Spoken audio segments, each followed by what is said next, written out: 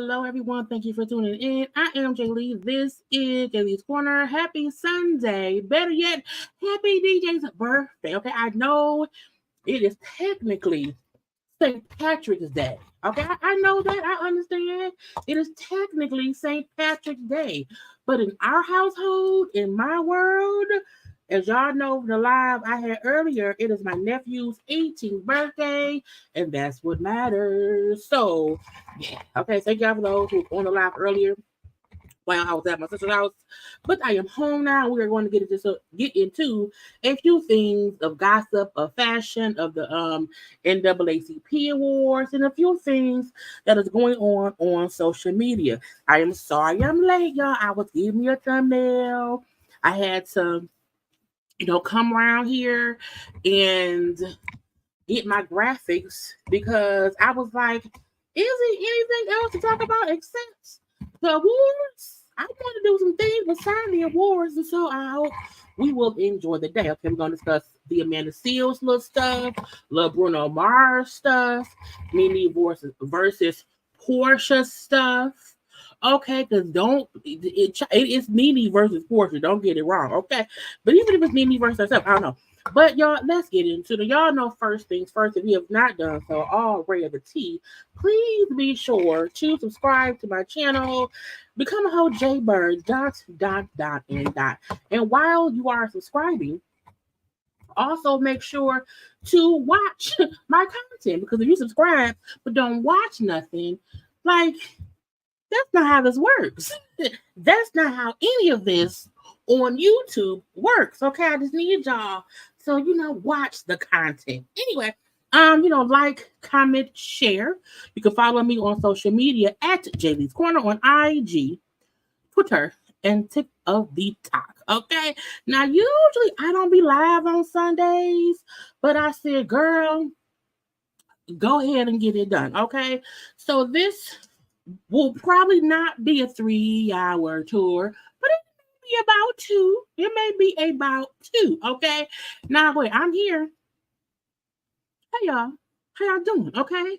I had to put on a little bit of green, because of the St. Patrick's Day, but also because this is my favorite hoodie. This is my favorite hoodie. And yes, the neck of the few. Okay. It's funny because when I posted on my IG, some new people, I guess, don't know about my nephew. And oh my God, I didn't know you had a son. Oh my God, I didn't know you had a brother. And I was like, bro, I'm like, that's my nephew. He looked like me, yes. Okay, we have very strong genes, but it's just the neph of the few. Okay, but hi, how are y'all doing? How was everyone? My nephew had a great 18th. He got the food he wanted. He went out to dinner with his friends and got to hang out. He was downtown yesterday because he was with his DECA within his school, had a competition yesterday. He won. He would now be going to California for like the national, whatever it is, and things and whatever. So DJ has had a very exciting birthday weekend. He's very blessed and highly favored. You know what I'm saying? Hey, how you doing, Universal Soul Goddess? Look, life be lifing. I get it. Life be lifing, okay? But I am happy to see you back around here, okay? But hey. Yeah, the live I did was like a little pop-up. You know, it was at the house. And I was like, I might as well, you know what I'm saying, pop on live real fast on Instagram. The while on Instagram, I said, I might as well pop on live real fast on, you know, the YouTubes. And that's what I did. Okay. I didn't think about it. I had to make the thumbnail quickly sitting there. While we were about to go live, but again, little poppy in live or whatever. This y'all can see his face and know that he is here and he is the love of our life. He are the love of our life. So hey, how y'all doing? Look, child, some foolishness and fashion is what we're gonna get into. Okay, please make sure to hit like. Okay, hit like. Thank y'all for being around here. I appreciate all my mods, all my members, all the JayBirds around here. Thank y'all for watching the thing with DJ. Okay, tell him how to happy birthday. Well, he out with friends right now. You know what I'm saying? What's going on? Okay, he's around here, lots going on and everything, and he's a great teenager. Okay, Wanda gave him a birthday gift. What Wanda name at? Child, how they already knock people out? Okay. Again, if YouTube knock y'all out, come on back in. Come on back in. It ain't nothing I can do about it. Besides, every time I see it knocked me out, I just remember to say, if it knocked you out, to come on back in. YouTube would not let me be great for some reason, and other people as well. But Wanda DJ was very, very happy for you giving him a whole birthday gift. He said, I got some money. Yes, you do. And I said, just like I have to wait until April for my YouTube money, so do I may give him 180. But thank you, Wanda, because it is greatly appreciated. Okay. Now let's get into it. Yeah, you know, like, comment, share, subscribe, and all that good stuff. Now we're gonna get into some fact. Girl, my ass. I done forgot to put in the fashions. I didn't forgot to put in the fashions. Okay, I just downloaded the thing, so it should be a bit of a second. Until then, y'all, I feel like let me just get them in order. It should not take long at all.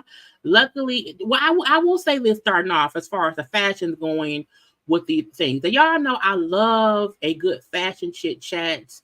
While I know that ain't what everybody else loves, I love it. And so that's why I discuss it. And when I usually have the fashion discussions around here, let's see, 15, 16, 17, 18, 19, 20. Okay. When I have the fashion discussions around here, and I'm pulling up the fashions for our chats, usually I can Google, you know, whatever the award show is, and then, you know, the red carpet, to see all the looks of the peoples on the events. And when I say for the 2024 NAACP Image Awards, it was kind of difficult to find just one blog post, one fashion blog, to have all the fashions from the NAACP Image Awards. Now, I said, now that is a bunch of bullshit if I ever felt it, because if I can pull up the Oscars, the Emmys, even the BET Awards, if I'm able to pull up all these other award shows easily, and Vanity Fair and Vogue and People and E! News, usually all of the, the rigmarole people would have a lot of fashions. Child, I had to squint and I had to go and scurry the internet for the fashions. And then I would go to like one place and it would have, all the fashions. And then I had like 8 people. I'm like, 8 people. And I was like, child, the movie The Color Purple had 8 people. Okay. 8 people was probably there from The Color Purple. How are you saying all the looks of the red carpet for the NAACP Image Awards? You had 8 people? Child, that's kind of why I'm late today, because I had to re-look again today, because a lot of the people I could not find yesterday, I found some of them today. So I still feel like I don't have everybody that probably was there, but I have all I can get, and that's what we're going to get into. So first, some looks, okay? The NAACP Image Awards, which aired yesterday, we'll recap. It wasn't much to recap. We'll get to that towards the end. We have Miss Danielle Brooks, Keke Palmer, Taraji P. Henson, and then also Octavia Spencer. While Danielle Brooks' dress, her outfit, the look is extremely simple, I still loved it for some reason. I don't know if it's because it is the gold embellishments around her wrists that to me look like Wonder Woman bands. I don't know if it is because it's so simple, but it looks so chic. For some reason, I don't know. Something about it is made me say, I want to still talk about it a little bit. It could be this a simpleness, that there's a bit of cinching right underneath the breast, which makes the dress look like it's a 2-piece, but it's a 1-piece, okay? But I still loved it. I loved her makeup. For some reason, her hair and Taraji hair looked the same, but Taraji had a long, like a fishtail braid with her look.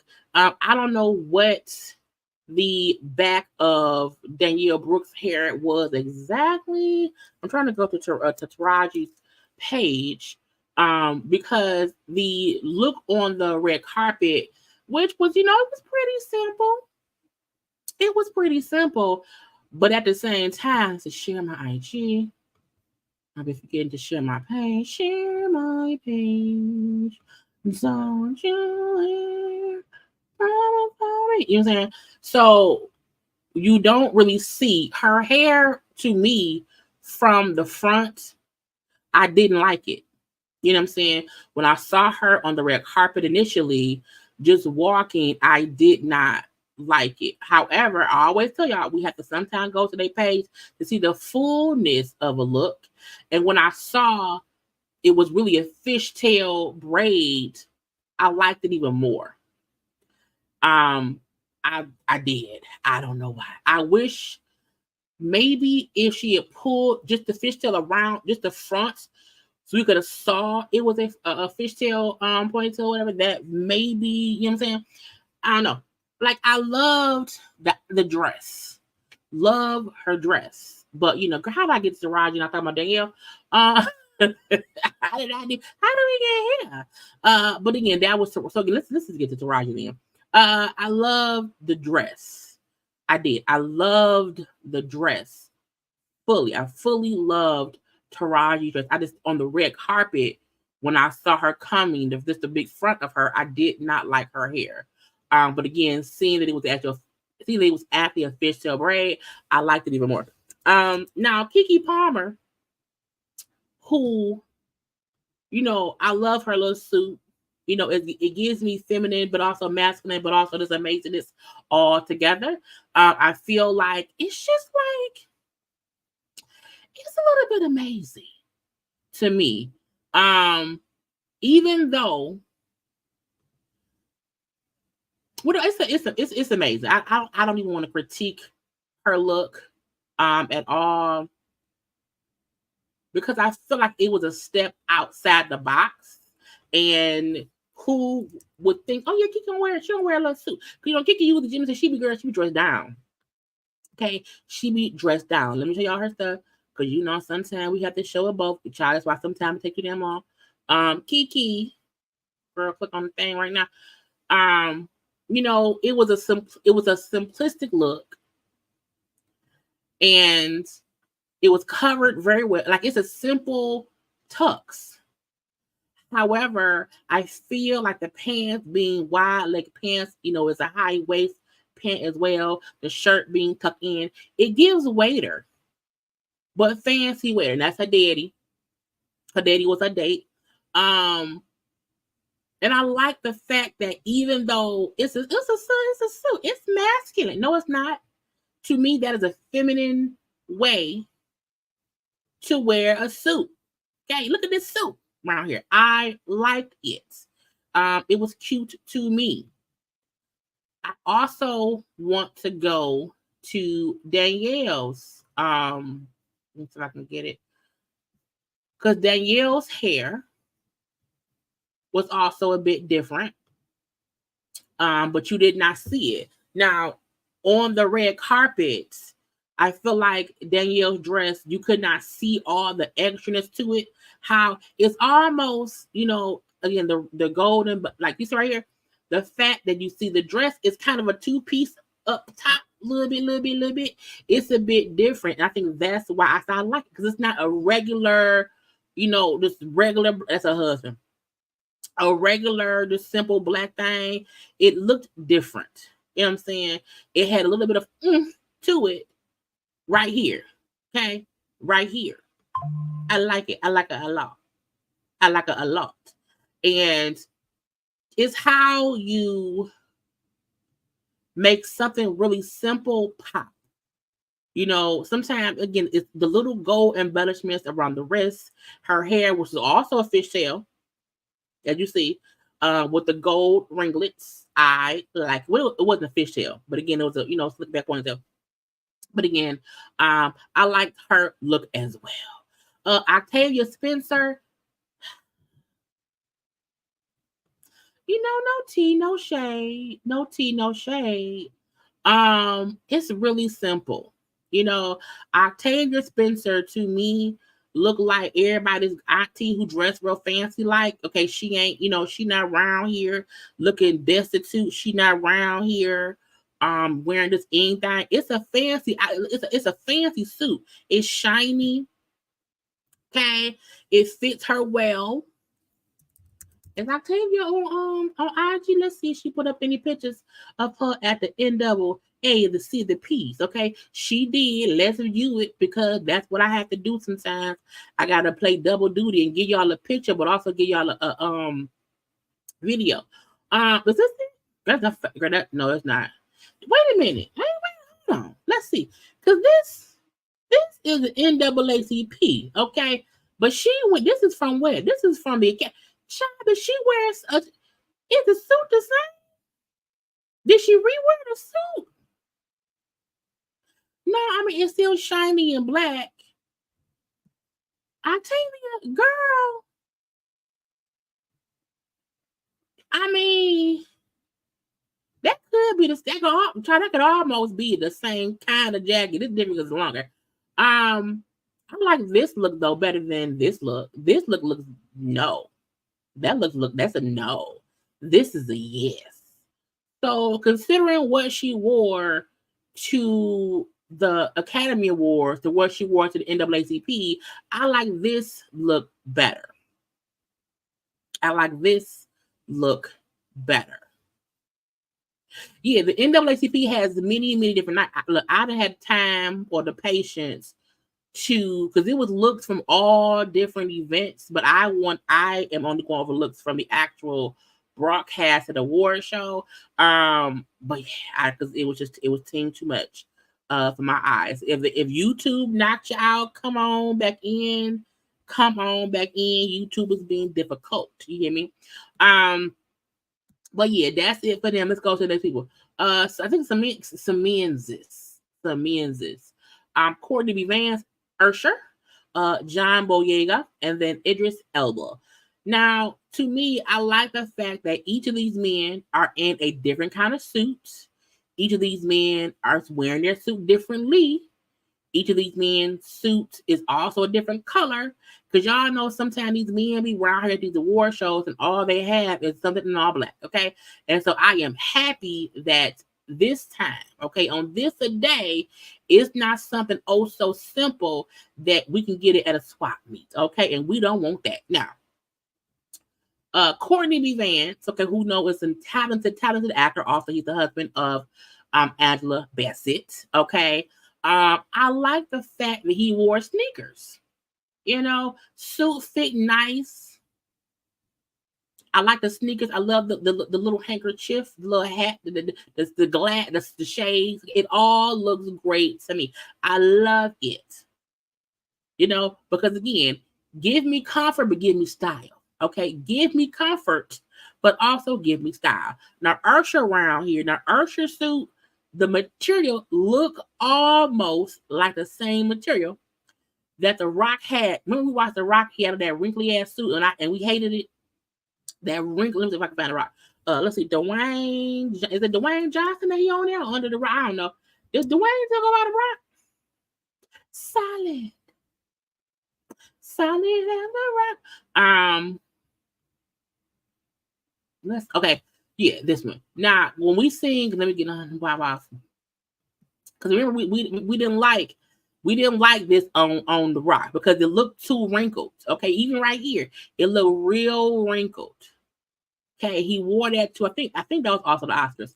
We didn't like that outfit at all. Okay, however, Usher, see, he putting it on and look wrinkled. Okay, if you put it on and look wrinkled, do something about that. Anyway. Usher suits, which the material kind of reminds me of what The Rock had going on, but it fits better. It does not look bad. It still looks a bit wrinkled, but the wrinkles look like it's supposed to be wrinkled. Whereas The Rock suit to me looked like somebody didn't iron it right.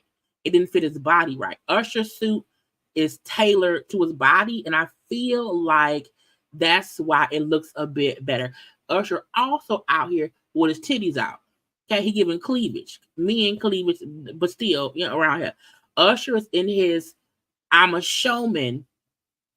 Okay, come see my show. I'm a move and groove with you. Let's groove tonight is what it's again. Okay, Usher is in his very much so sophisticated married sex symbol status. Okay, and I like it. It took Usher some time to get here. I feel like even Usher has always been Usher, but I feel like now he's hit a whole different plateau of being Usher. Okay, John Boyega. The suit fits too big, however, not bad. You know, do I wish the pants were a little bit tighter? Do I wish his suit jacket was a little bit more fit? Yes, I do. However, it don't look bad. Okay, I like the jacket over it as well.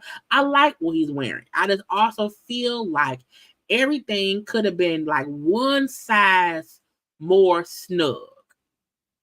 Just one size a bit more snug. He don't look messy. He still looks handsome. Okay. He looks handsome. But it's, you know, I just wish it was one size smaller. Idris Elba, who's around here, all is it I don't know if it's brown or burgundy. It's I think it's burgundy. He's a handsome man. He can't do no wrong because it's Idris Elba. But I like, even though it's a bit too matchy, even though I feel like maybe the shirt under the suit jacket could have been like one or two shades lighter than the pants and the jacket, and that may have made it a little bit better. He still look good around here, and we still hit. Okay, next up we have Eva Marcel. We have Miss Michelle B, whose last name I can never pronounce. Leslie Jones, and Claudia Jordan. Now, I saw people commenting on social media about Eva's look. I seen people feeling like Eva, you know, looks a certain way. And I'm gonna say what I've always said about Eva. Eva has always been a very petite woman, so that should not be shocking. Eva has always had a very petite frame. That should not be shocking. Um, is she more petite than she usually is? Possibly, possibly. But I'm gonna keep this, yeah. I don't.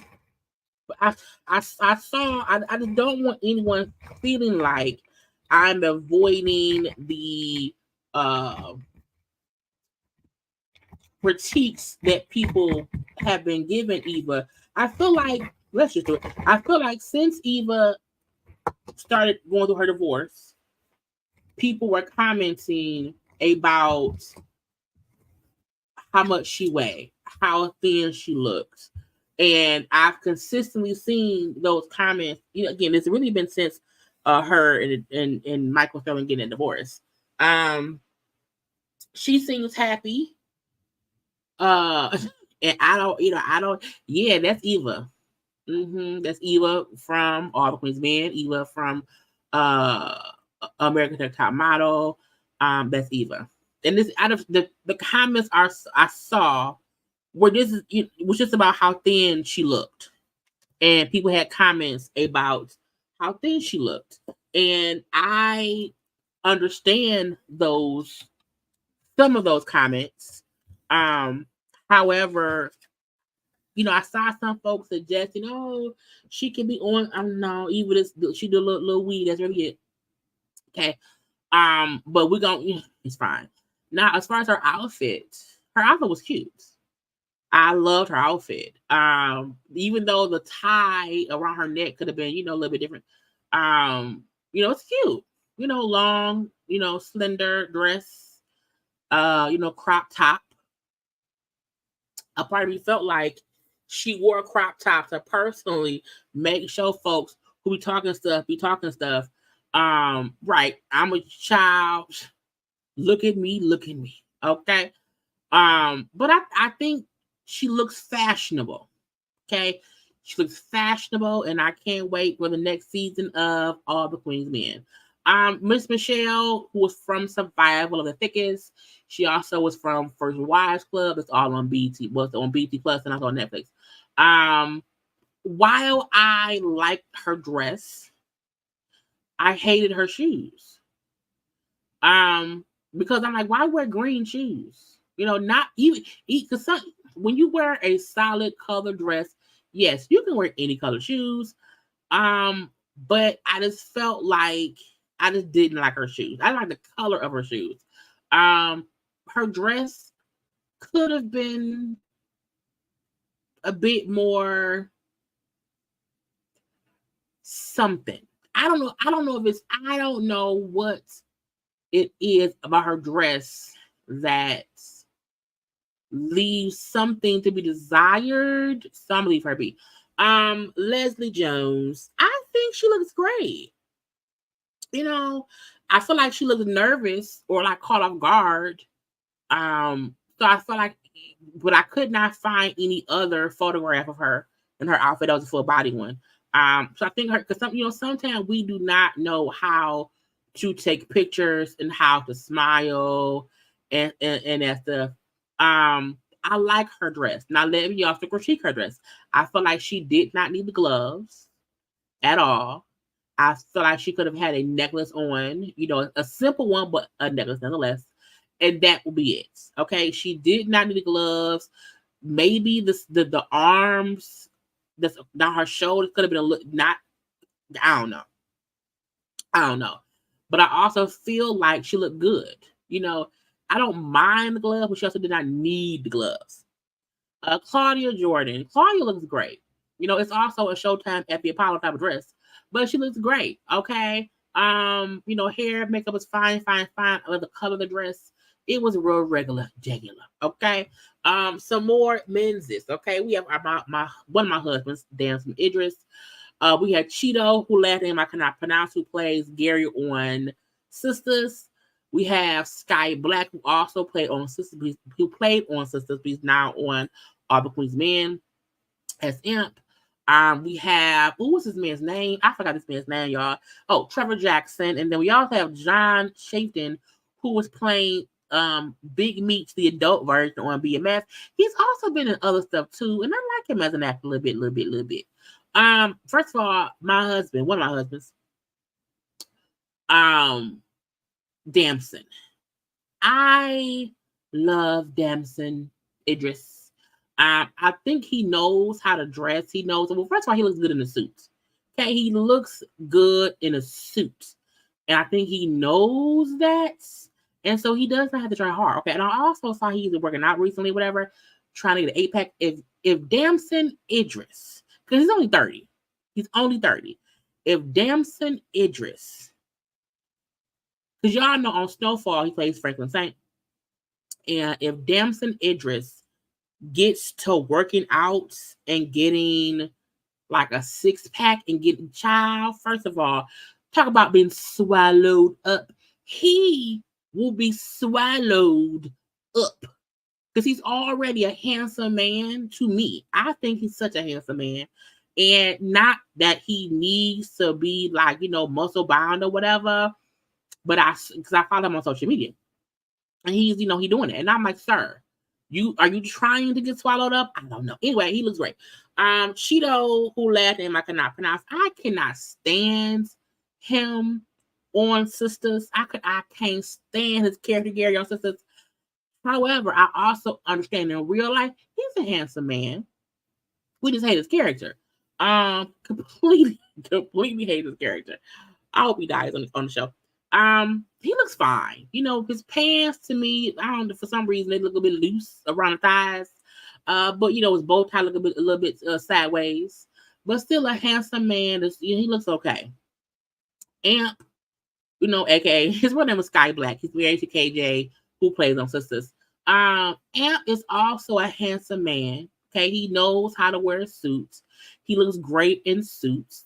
He's one of the men I don't mind if they have on a suit jacket and don't have on a shirt, because with him, you only see the top part of his chest. I don't like it when men wear suit jackets and don't have a shirt on under it or whatever, and their whole chest is out. Okay? The whole chest should not be out. So even it's a simple black suit. I love the little boots. The boots look like they could be a shiny to it, a little bit of gold and whatever. So it looks cute around here. Trevor hurt his foot. Okay, so one foot is in the boot, in a medical boot. The other one is in a brown boot. I like his suit. It gives me like late 70s vibe, but still, fitted to a T. It's cute. I like it. I like it a lot. Even though white shirt underneath is fine by me. Now, John Chaffin, I don't know how it's pronounced. I don't like his shoes, and I don't like the shirt under the jacket. I feel like they don't match each other. I feel like he could have had on all black shoes as well, but the shirt and the shoes are clashing, and so that part I don't understand, and it's weird to me. He a handsome man still. I like his hat though. Next up, we have Kyla Pratt, Naturi Naughton. We have MC Light, and then Danielle Pinnock. Now, Danielle Pinnock, I don't know if y'all watched a show called Ghost Eye. Look, I was not watching the show called Ghost. It comes on CBS. It is literally a show about a couple who, inherited a mansion, and they, from her family, whatever, and the house has ghosts in it. And then the one girl who family house was, she had an accident, she fell, and when she fell on her head or whatever, she can now see ghosts. And so Danielle Pinnock plays one of the ghosts there.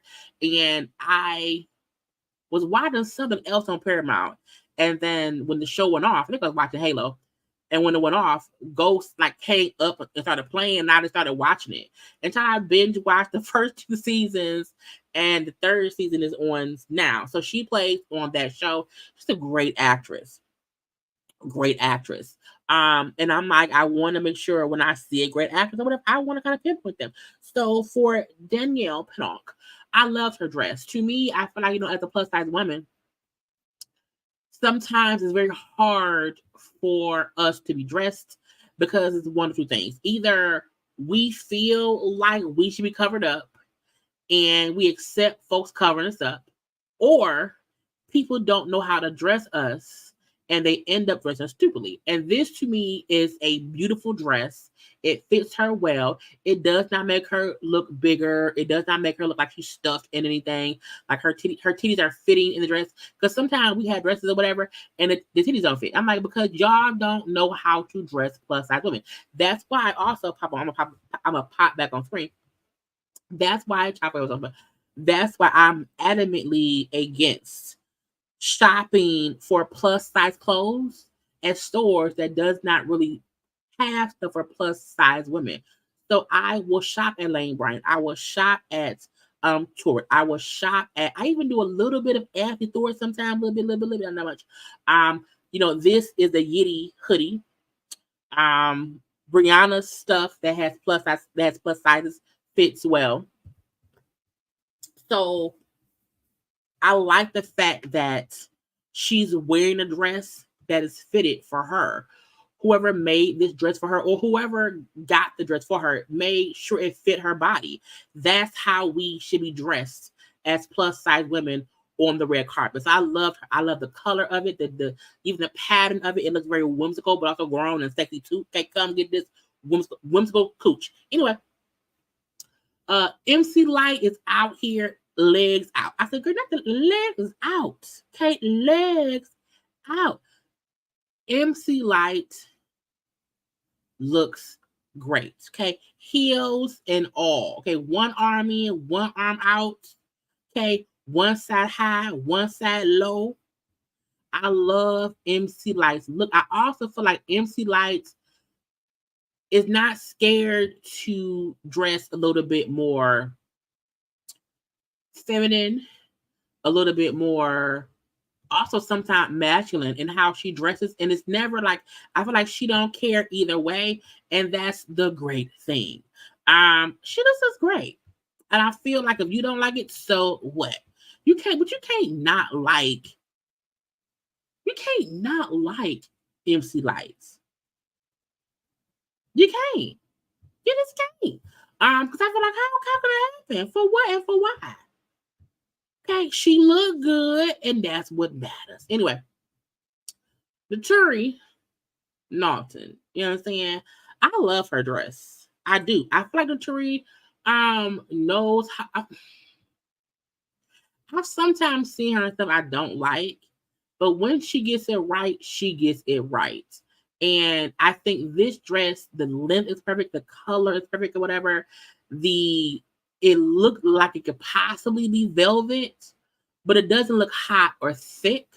Again, her boobs fit again because sometimes when you are a slimmer woman but have big boobs, sometimes these dresses, the boobage don't be boobaging, okay? Like it be like it don't be working, and they be like they be too tight or too loose, too high up.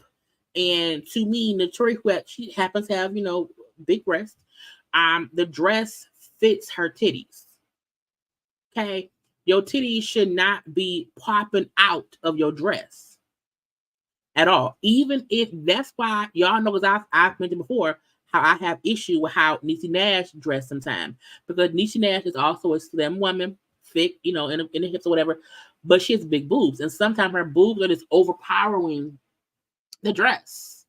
Like if this is the dress, her boobs like this, popping on out. And so you sometimes don't make it seem as if, well, no dress will fit my titties. No, they will. Get somebody who will make sure your titties fit. And if they don't fit, then acquit it. Anyway, Kyla Pratt. I like her dress. Even though the bottom of it remind me of a coffee filter, when I saw her walking in the dress. When I saw her in the dress, not in the still shot, it was a beautiful dress. And sometimes the beautifulness of it is just not, Kyla Pratt. Did she post any photos? Kyla Pratt. Did she post any photos? And I feel like Kyla Pratt, because she was hosting on the red carpet. I love seeing her when she ran into Halle Bailey on the red carpet. Halle Bailey and also DDG. I couldn't find a photo of DDG either. When I saw the white dress, again, the bottom of the white dress, it reminded me of a coffee filter. Okay. However, I still felt like the way the dress moved, how it looked on the red carpet, it looked gorgeous. And sometimes the still shot, we don't always see it as child, you Uncle Lil Murder was there. I didn't even see Lil Murder. Lord, ain't nobody told me nothing. I would have gotten a photo of Lil Murder. Anyway, I love this moment of her seeing and talking to Halle Bailey, Halle Bailey. But I know some folk did not like her outfit, and I understand. I fully understand why. However, sometimes you have to see it elsewhere. Okay. Yeah, I also see her talking to Keke Palmer too, and I love it when. Because to me, Keke Palmer, Kyla Pratt are from the same era of acting. They're around the same age, if you ask me. And I feel like they both have been able to move in this industry seamlessly easier than other celebrities who are like younger than, you know what I'm saying? Like Kyla and Keke to me before, at least Keke to that baby daddy, had, unproblematic lives. Private as well. And even when I seen Kyla talking to Haley and DDG, and just her saying, "Hi, I love you guys. I love, congrats on being parents." And to me, just connecting on a level of I see you, you see me. Yeah, girl, yes, I see you. You know what I'm saying? And that's amazing because sometimes we don't get to see Black actresses or just Black women who are in this industry get to have just a little key. Let's little key, okay? And I love it, but I love all four of these looks. Okay, next up, Fantasia, KJ, Novi Brown. Both KJ and Novi are from sisters. They play Andy and also Sabrina. Tasha Arnold, and then also Tisha Campbell. Now, we're going to just work our way over to Tisha eventually. Okay. Fantasia, mother Bruno. Okay. Fantasia, mother freaking Bruno. I feel like not enough people. Fantasia, I don't know who her, I'm trying to pull up her page, y'all. I don't know who her stylist is on a regular, but when Fantasia gets it right, when whoever styles her get it right, they get it right. Okay. This is how you wear a dress with gloves and it works. You hear me? I love it is all white.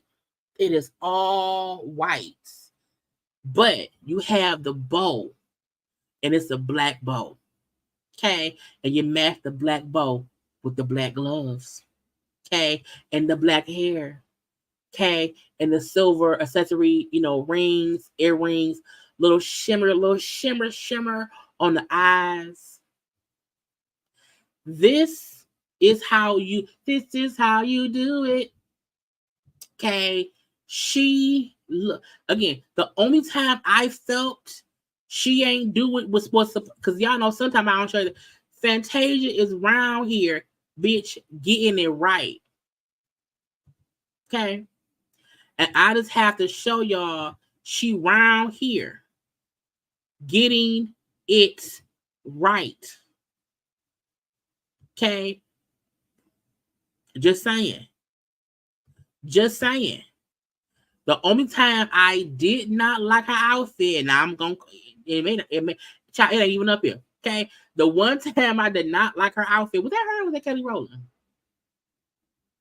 I don't even remember. It was one outfit she wore, and I didn't like it that much or whatever, but I don't see it on here. Maybe it may have been Kelly Rowland. No, it was her, and I just don't see it. So maybe she took it out. I don't know. But my point remains, okay? This look right here, tens across the board. Okay? Tens across the board. And I also feel like she know when she got it right. She be knowing.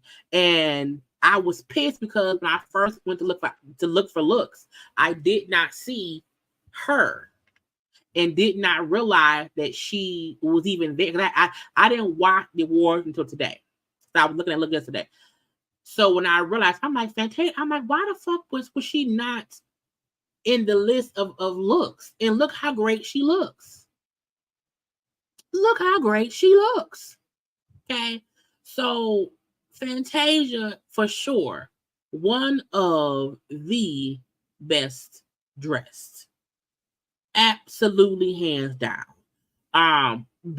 Child, the bow, the glove, the handbag, the haircut, face card not declining. And even though we say put the titties up, her titties are like, this dress fits her boobs. Her boobs are not popping out. They're there now. Don't get me wrong. They are there. They are there front and center. But the dress does not look like her boobies are busting out at the seams. Okay. AJ, who is on, or KJ, I think you said AJ.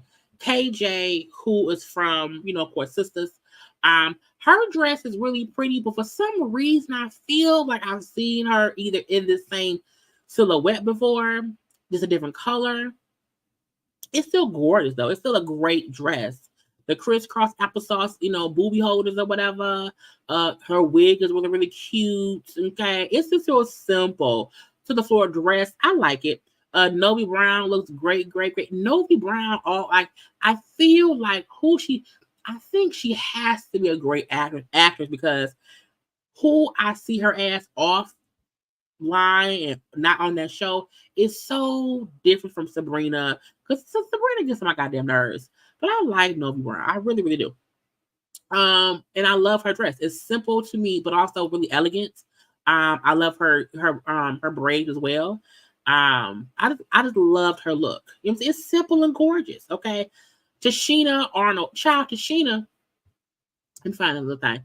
Tasha was driving to the awards and she had popped on her. She had popped on her live. She did a little live in the car. Let me show my screen with y'all so I can see it. And while Tasha was on her way to the NAACP Awards, where is it? Here we go. Child. And I want y'all to see even her suit jacket is like studded. So that's cute too. For Image Award today at NAACP. She looks gorgeous. Okay, gorgeous. Image Award. My fellow cast members, the neighborhood, we are up for an Image Award as well. If y'all are not watching the neighborhood, which comes on also, it's a lot of good shows y'all on CBS. Okay, it's a lot of good shows. So if y'all are talking in the comment section, sometimes I'm off the screen, so I can't see stuff. But I hope y'all are having a good conversation around here. But if y'all are not watching the neighborhood, which comes on CBS, is with Tasha Arnold and also Cedric the Entertainer and a couple of people. But again, they show what's up for some awards.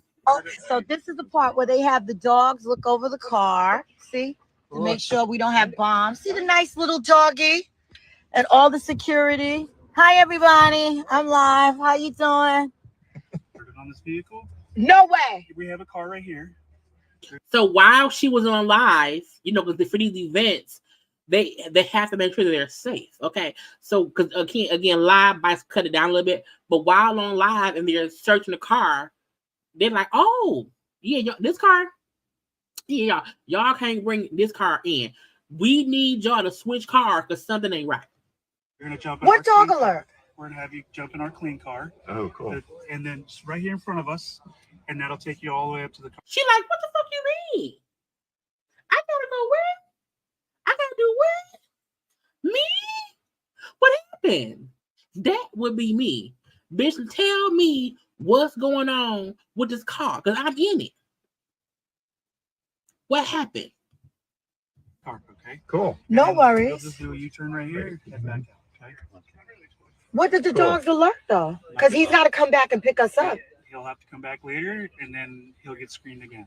Cool. Because she like, wait, hold on, because I can't walk back. Okay, I can't walk back. He has to come back and get me. What do you mean? Change cars? Because if this driver in this car can't get past this point when the show's over and someone has to pick us up, if he can't get on here, then what the fuck am I supposed to do? So we're just gonna have you jump out. Did y'all put peanut butter on our tailpipe? This is so.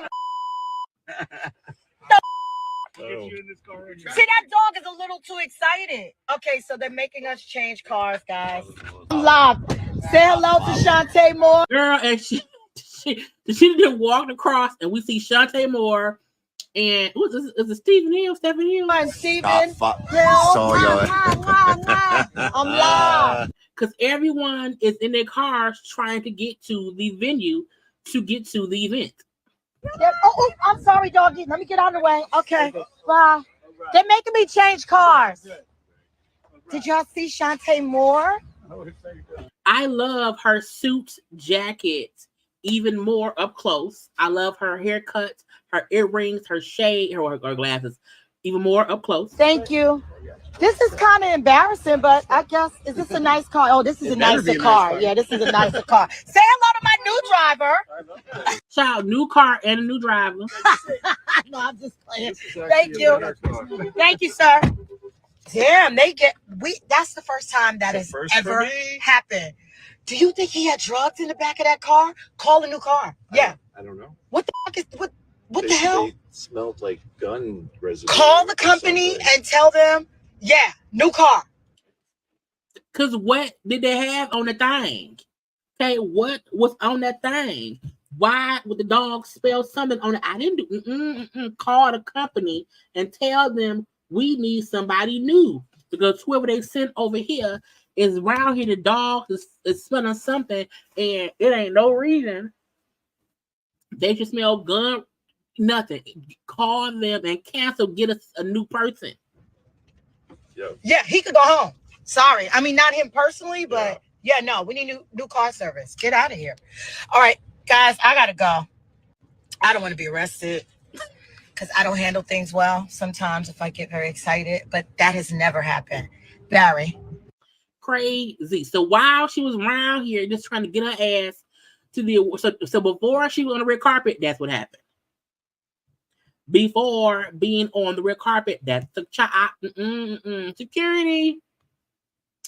So anyway, I like Sheena's outfit even more because I saw it closer on her live or whatever. It's cute. Now, what's this lady name? Tisha.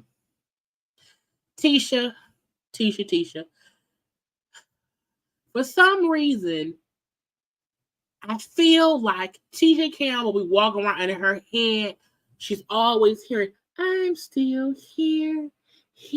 And she dressed like the soundtrack in her head is telling her that she's still there. And I just feel like something about her outfit I don't like.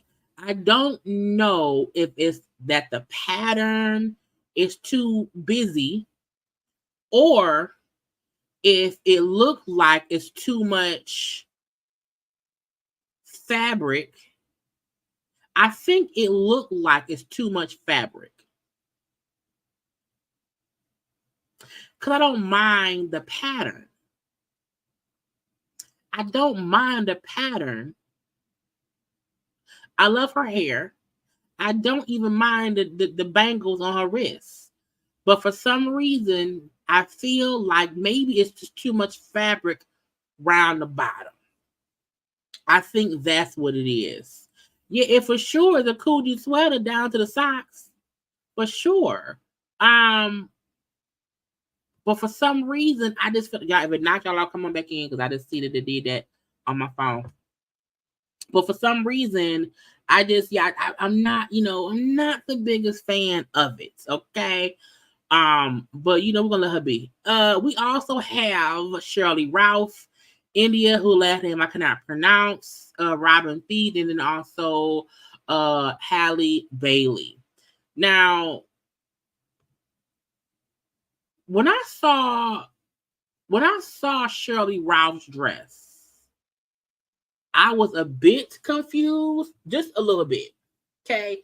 And for no other reason besides I felt like it. I feel like, well, this may be a good thing. I felt like, is that Ariel's mama? Because we never saw Ariel's mama. And the minute I saw her dress, I was like, that could be the mama of a mermaid. Is she trying to be a mermaid mama? Or a mermaid godmama? Or a mermaid auntie mama? I don't know. But a part of it was like, I don't really, like, it's not a bad looking dress. It looked like, this is no tea, no shade mermaids. It looked like a mermaid dress. And I did not know if she was going for the mermaid dress look. But she looks good nonetheless, even if she's Ariel's mama or Ariel's godmama. I don't know, but she looks gorgeous, mermaid or not. It's just, it is, I don't know. It also kind of gave me like ice skater, like if elders was ice skating or whatever, and they wanted to be, cover up a little bit. It could be like a down a little bit. India. Now, India A, I cannot pronounce her last name. She played Queen Charlotte on the Queen Charlotte's Netflix series. I loved her outfit. I loved it because the hat, which could sometimes be extra, I felt like it was just enough. It wasn't too much at all. I love the pattern of it, and I felt like I haven't seen it before.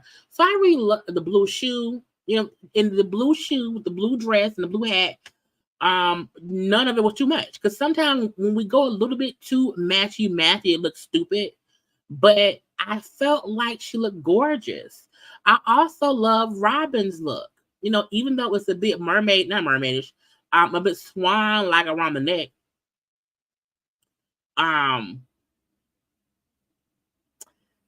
Wait, do I like Robin's outfit? Her outfit also is a little bit skater-ish. Just a little bit, but I think I still like it. Something about the fur around the hips and around the neck, I think, is what I don't like. It's I give it a 7. On a scale from 1 to 14, it's a 7. Not 1 to 10, 1 to 14. It's a 7. I'm gonna move on past it. I love Haley's dress. Haley's dress. Even though I feel like it's a bit ill-fitting around the boob part, but I'm like, she's a new mom, probably breastfeeding or whatever, so boobs can be different. And so I like it. It's cute. It's a cute color. It also is mermaid-ish. That's probably why I felt like, that Shirley Ralph was a mermaid mama, because they dressed up all green. It's greens are different colors. But Hallie looks great. Period. No ifs, ands, or buts. Next up, we have Audra Day, Quinta Brunson, Eric Alexander, Vivica Fox, and also Shantae Moore. Now, when I was scrolling through the looks, I said, that's Shantae Moore? Now, I don't know if it's bad makeup, if it's bad lighting, or what. But when I first saw it, I said, she looked a bit different. Now, I don't know if she had some kind of work done. I don't know. I just feel like when I first saw, I stopped and looked. And I was like, you know, something about her hair, right? I don't know. Now maybe that could be it. Maybe her hair is slicked back so much the face is a little bit tight. But I don't like whatever. But I love her outfit. I do. You know, now the dress could have also been a sleeveless dress or a shorter sleeve dress. I like it still. Shoes is cute, you know, fine, and whatnot. Now, Vivica A. Fox,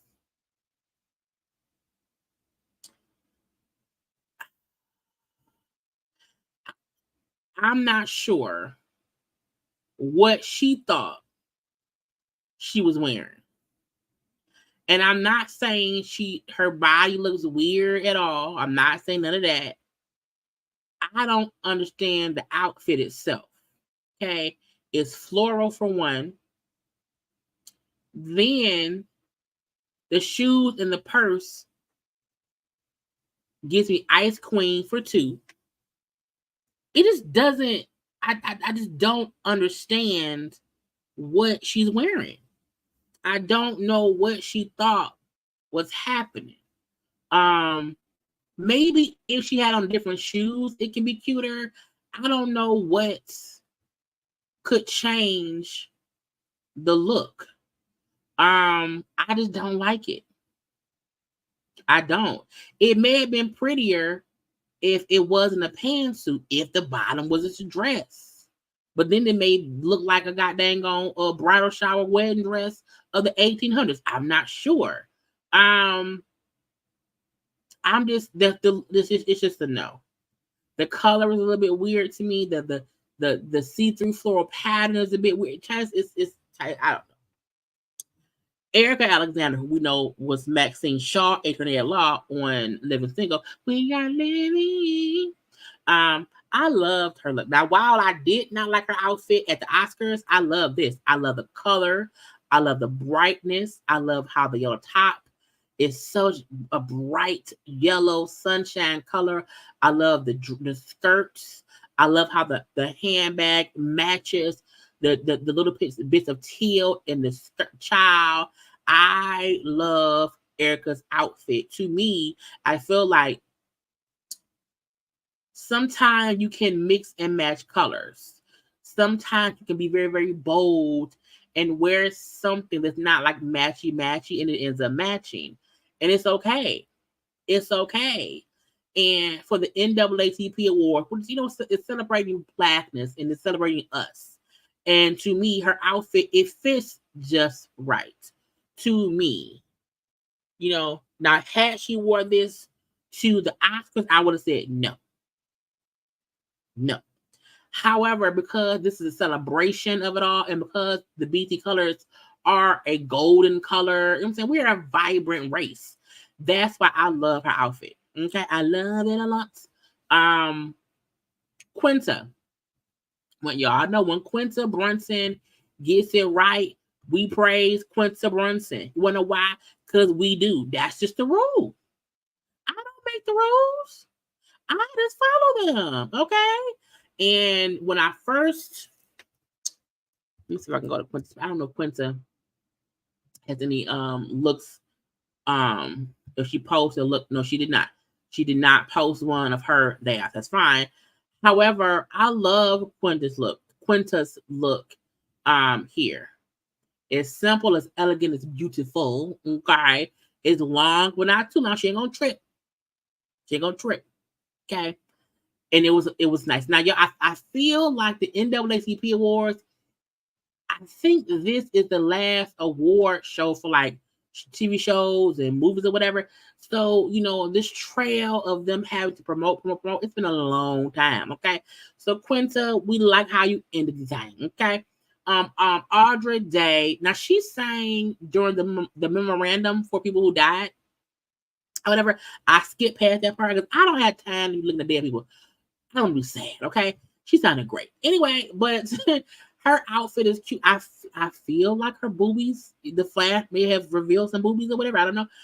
But this bright blue is gorgeous. Is it Andra Day or Andra? I think it's Andra. My point is, I feel like she always reminds me of a jazz singer. I feel like, you know, she represents the era of women who was singing in nightclubs, and I don't mean this in any rude way, but you know, the Dorothy Dandridge, the Josephine Baker, the women, Billie Holiday, the women of yesteryear who were amazingly talented and loved, but they had a style to them that is like the blues, you know, again, the Cotton Club. You know what I'm saying? There's something about it gives Black excellence, but of the 60s. That's her style to me. And I feel like she's always probably walking around scatting, scooting, or whatever. No. But it's cute. Let's see. What do we have now? Wait, did we cover everybody? We did. Carrie Hilson, Anjanou Ellis, Child Megan Good, and Jonathan Majors, and Tiana Parrish. Now, again, these looks are looks. Actually, these are the last ones I found that I could not find from before. Carrie Watch still looks graceful. You know, it's giving very, very elegant. You know, but also prideful. You know, I'm prideful. I'm proud to be here among the Black people, the Black delegation. It gave that too. Y'all know her show. What's it called? The show she has on Hulu. Oh, Unprisoned. Her show on Unprisoned. It's getting a second season, so I can't wait to get to that second season. Child, why is YouTube was like knocking out? I mean, y'all, and again, because I now know they do it to a lot of other people, and I cannot control it. I just mentioned when I see it that it knocked me out. Because they stupid. But I like Carrie's outfit. It's simple but beautiful and gorgeous. I had to fight to find Miss Ellis Taylor's outfit, Anjanou, and it made me so mad.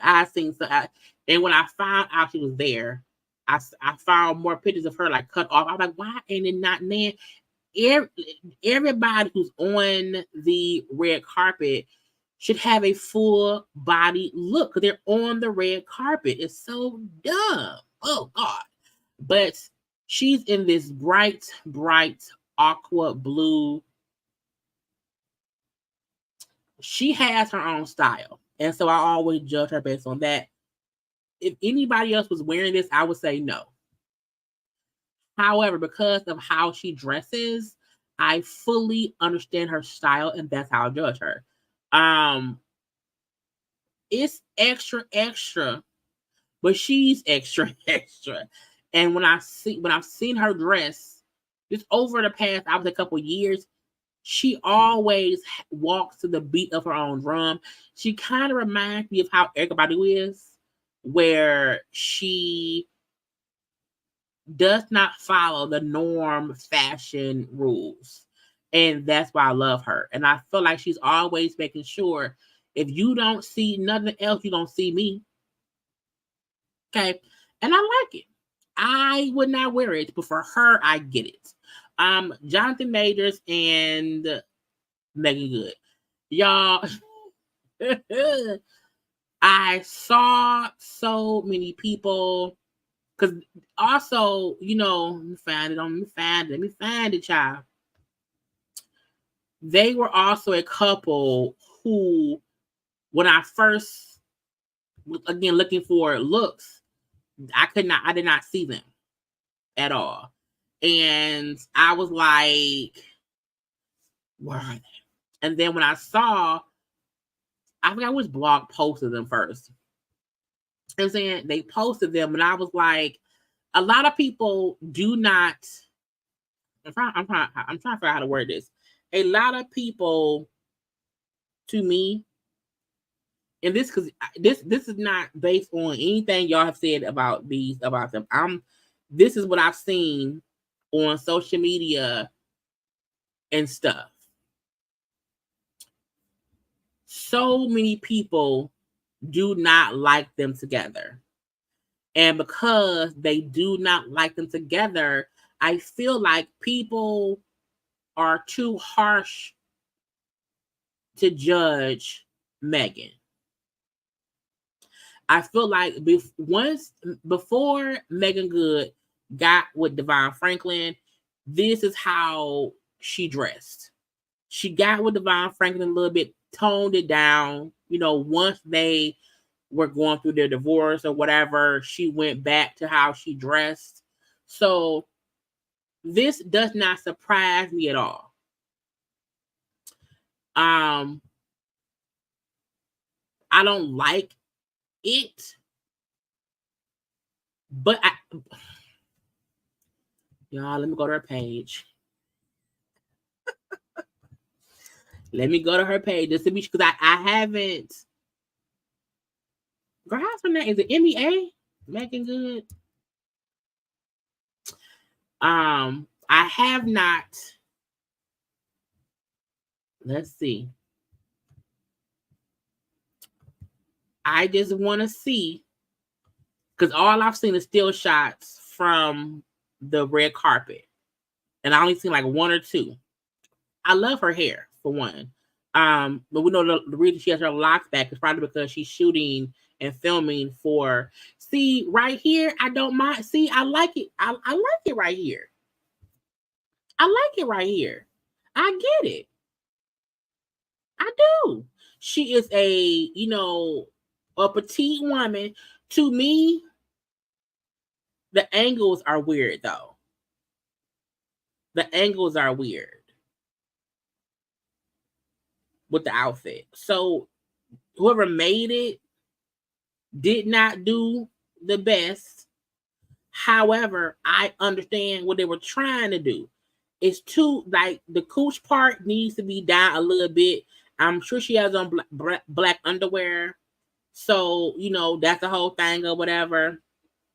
But like right here, I think it's cute. I do. Yeah, it's the middle is off. And that's why I always say sometimes I have to go and look at the outfit on somewhere else just to see what it is. It's, Megan is a grown woman.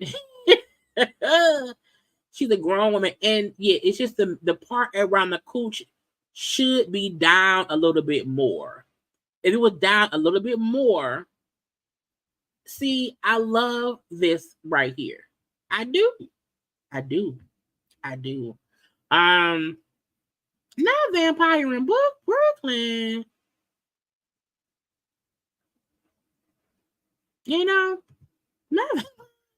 No, I like Vampire in Brooklyn. First of all, that was a great movie. I liked it. Is it the best look? No. But I also feel like right here, that's y'all, we not gonna act like from certain angles it's cute. However, whoever made it, like, I like it right here. Like, it's the middle, the cooch part needs to be fixed. That's the one part I don't like. That's the one part that make it look weird. Like, from face on, the cooch part, that part is off.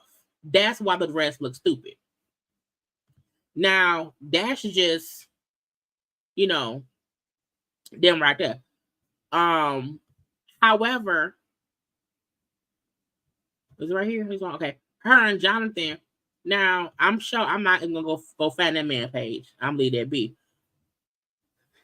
People do not like the fact that she is with him. I feel like until they break up, people are gonna always dog both of them. And I am to the point where I can't, because she with him. Whether she's with him for a 2-hour tour or 3-hour tour or whatever, whether she with him. And I can't, because when I see them together, I'm like, child, that's a man.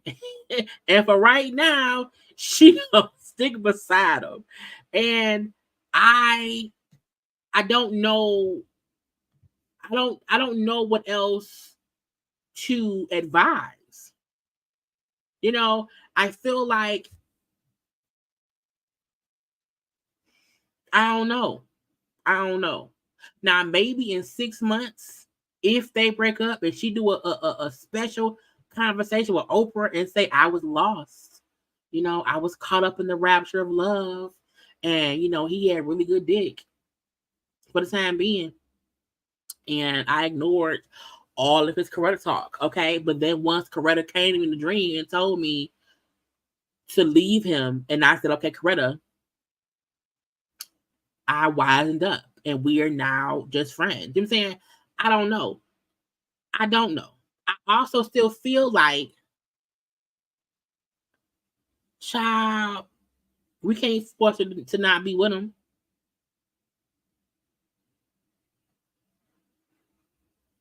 You know? Well, no, because I saw comments on social media that had nothing to do with her outfit. But even them said she looks so dumb. And I'm like, oh God. I just feel like, to me, she still looks like herself. She does. She still looks like herself. She just looked like herself next to Jonathan. And, you know, that can just be like, you know, child. Then they were talking at one point. Harlem is back. Yes. You are flourishing. The love is flourishing. I don't know, what is this new chapter for Megan look like? Especially with your partner, the show. Tell me everything, girl. It's a joyful chapter. It's a crazy chapter. It's an interesting chapter. But I'm really happy. And my heart is really, really full. And I have a lot of joy in my heart. I love this season. I love how I feel about me. I love how I'm growing. I love how I'm healing. I love how I'm looking. I love how I'm working. Just God is good. And I'm just super, super appreciative. And that's all I got. And for me, I feel like when I think she hear. Oh, they get my trash. I feel like she hears all the scuttlebutt about him, his antics, how we feel about her being with him.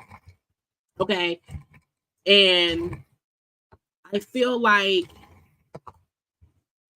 if she think she's good right now, are we bullying her by constantly saying, girl, you was stupid? You know what I'm saying? I feel like if she thinks she happy, let her think that.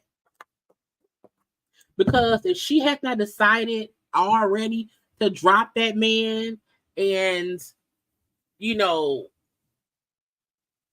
move on from his shit, even her son, it's a crazy time, but you know, I'm happy. Like, I just feel like at this point, it ain't nothing anyone can say, because what he did or supposedly did or allegedly did or whatever, and she know it, and she ain't left yet, the contract is not over yet or whatever, until the contract expires, child, if she like it, I love it. If she like it, I love it. Period. Now, what I will say though is, kind of saw something about, so y'all know her eyebrow. She had eyebrow issues because y'all remember when the tattoo eyebrow stuff first came about years ago. She was one of the first people to like shave off her eyebrows and get them tattooed on. And she had to go through all this stuff to get them to look as regular as they can. That's how they look now after she had to have like corrective stuff. That's why when everybody was getting eyebrows done in the beginning, I was like, nope, I don't, nope. Because she did a conversation about how she went and did all that. But this was when they first started doing the tattooed eyebrows. And the person she went to, child, wasn't the person. And she kept having to get things recorrected. So that's why her eyebrow looked like that, because she had to, I guess, get them that wide, basically, to cover up the scarring she had from the tattoo stuff. And so it was a whole thing that she went through, whatever. But I'm like, girl, she love that man, child. Again, until the contract expires, I just don't feel like I have to keep dragging her out, because my girl, you chose him. You chose him. Love him. Anyway, lastly, for Tiana Parrish,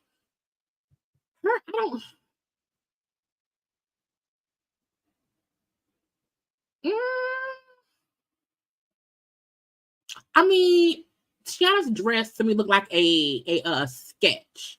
Like when I see artists sketch dresses and then like make them out of muslin or whatever, it's cute, but it also looks so simple that it's just a little bit different. It's a little bit different. But I'm moving on from that. I want to get to the actual show. New Edition was also on the red carpet. Child.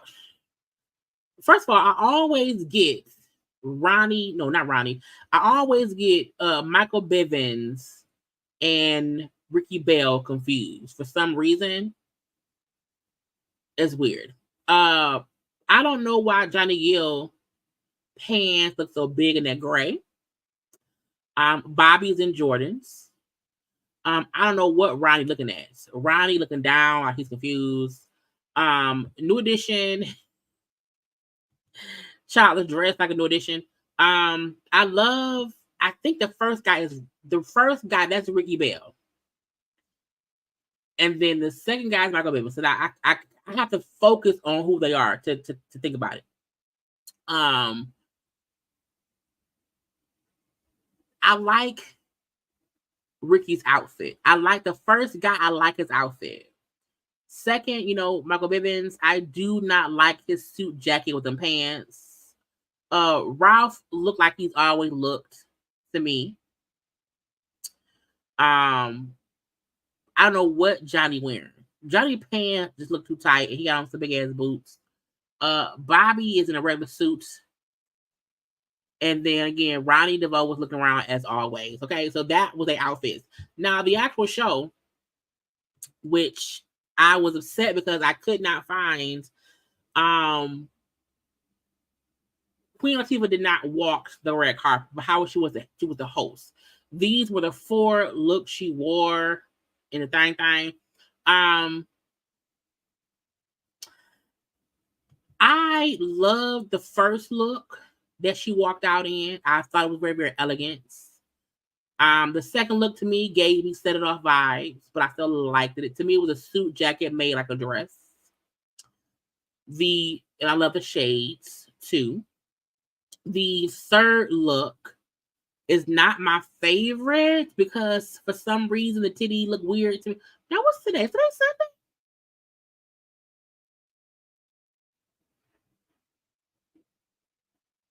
I gotta go to work tomorrow. Why, child?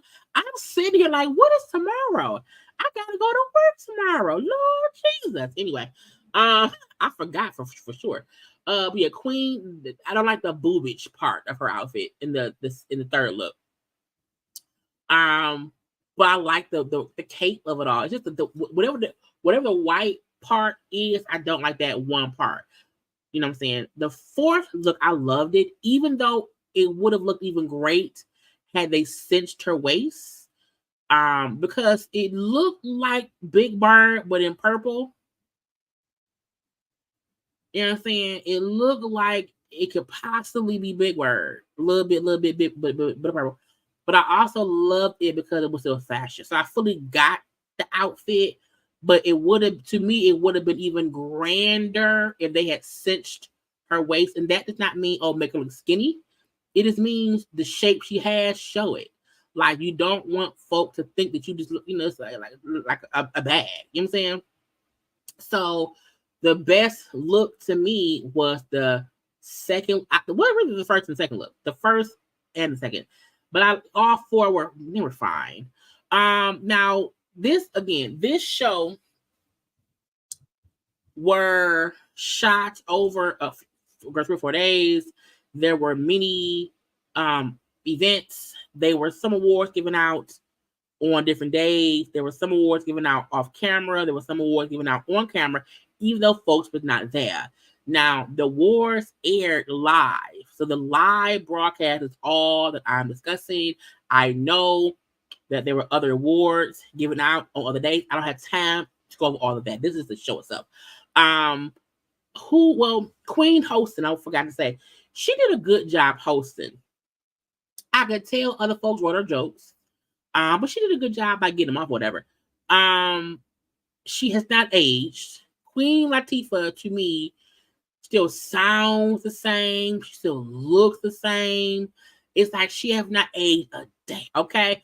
And I did like how they acknowledged Taraji for speaking up on pay issues, you know, for other Black actresses and everything.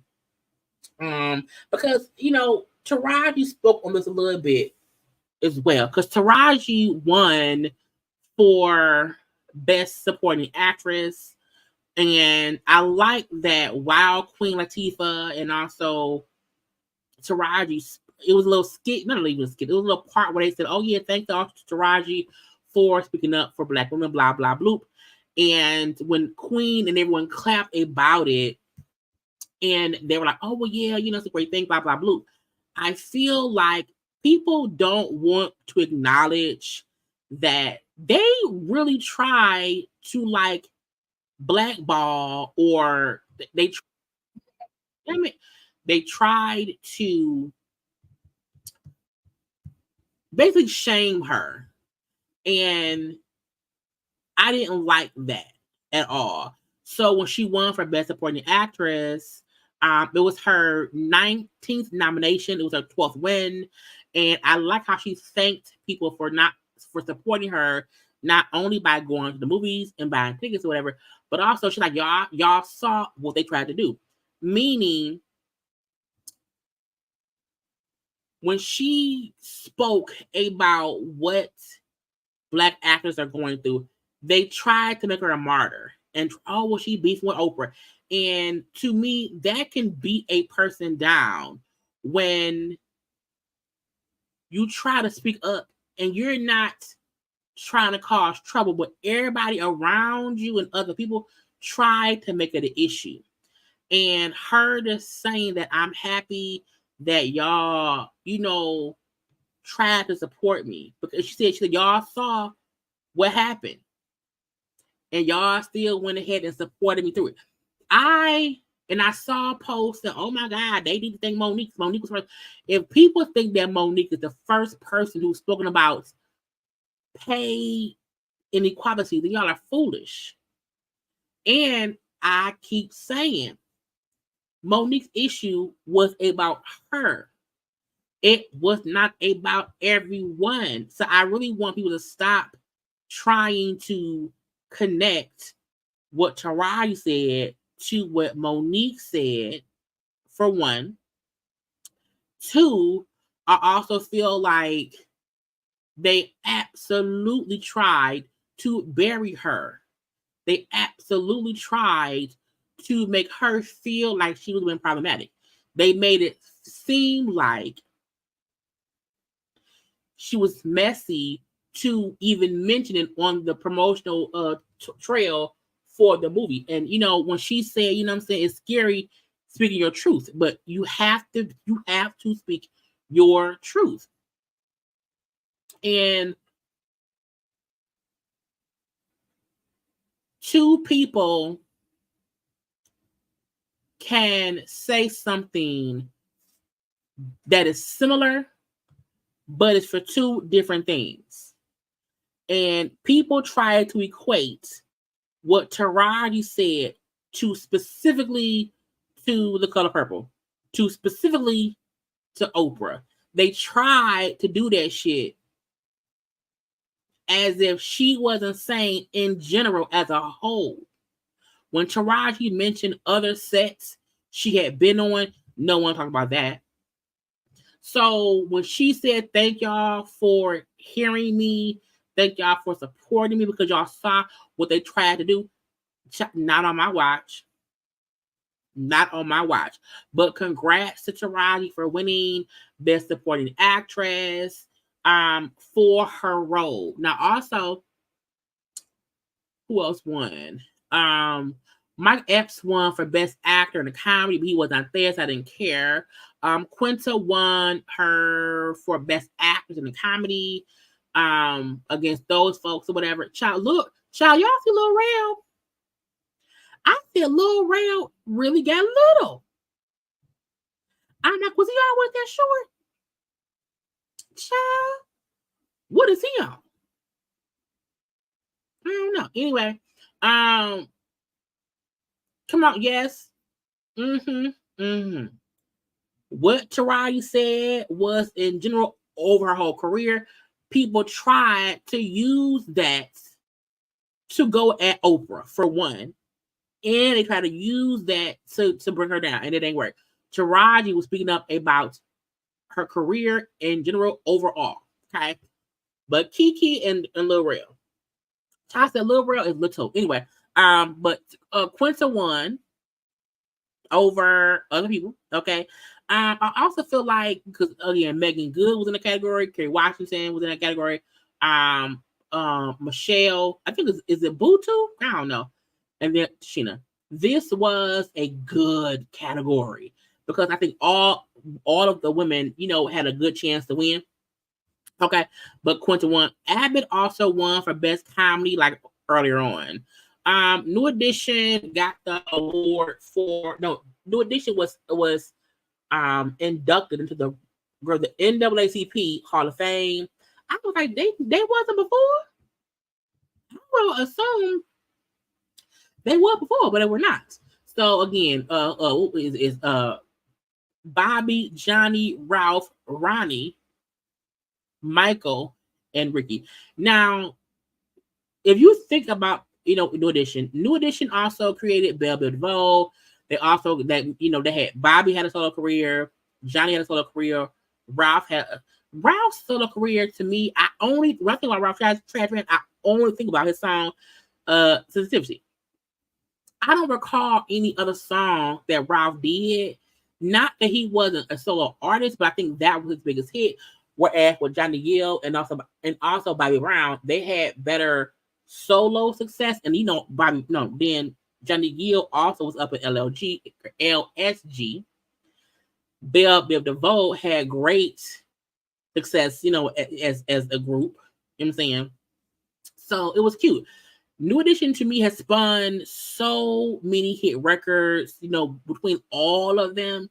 It's amazing. That's why I always say if they had them in a residency could really work because they have solo songs and also group songs. Okay, it was great. Now when they went up there to talk, Ronnie, to me, who probably he doesn't talk much, but when he do talk, he talk too much. Ronnie talks so long. I'm like, let Bobby talk.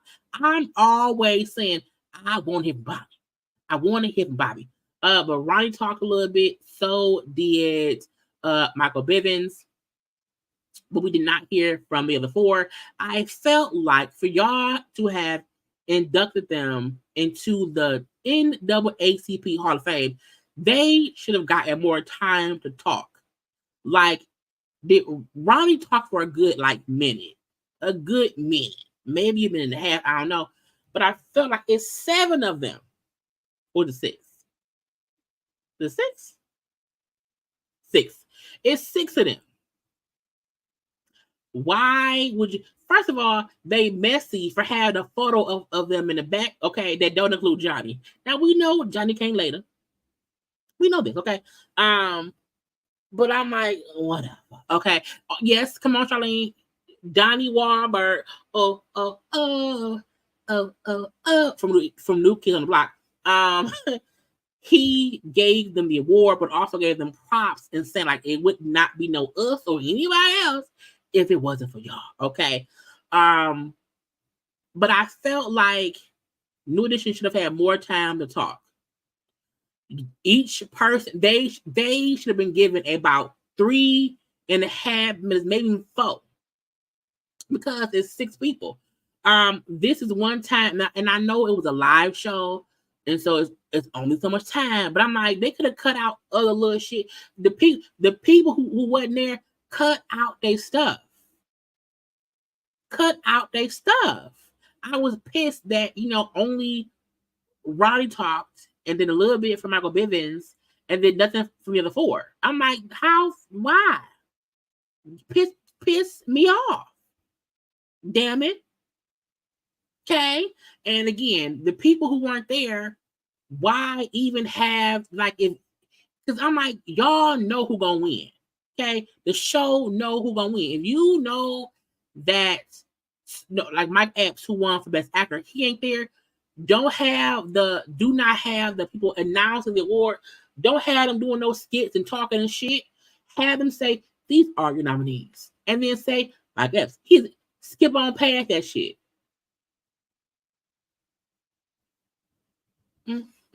So upset, okay? But congrats to all 6 of New Edition or whatever. Their residency, I think, is back in like July, I believe, in Vegas. But fine.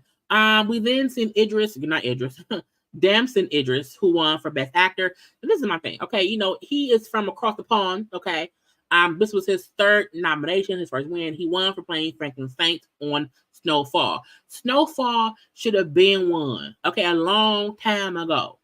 Okay, it made me so mad that show was not nominated for other awards, whatever. It was a great show. 6 seasons, and he finally won an award. Okay, now this is he says mom flew there from Lagos, Nigeria, flew 17 hours, and she said you better win it. If I'm flying around there, you better win. Okay, and he won. He thanked his mom. He also, I hope maybe that Denzel knows who I am now. Now this is the part that made me kind of. Well, I laughed and I got pissed. Deion Cole is hilarious. Okay? Hilarious. This fool, because again, they came on after an audition. When he said, I once broke up with a girl because she spelled New Edition with the ADD. I say, bitch, what? And I just could not stop laughing. Because why would they spell New Edition? What no, the ADD is ED. So that part made me laugh because that part was a joke. Okay. After Damson won, because they announced 2 winners. And after Damson won, said his thank yous, they then came back to announce a second, winner or whatever. Leslie Jones said in rehearsal, he didn't win. In rehearsal, it said Forrest Whitaker won. So I was shocked. And I was like, I was so pissed because my thing was, 1, why would they announce the actual winner at rehearsal?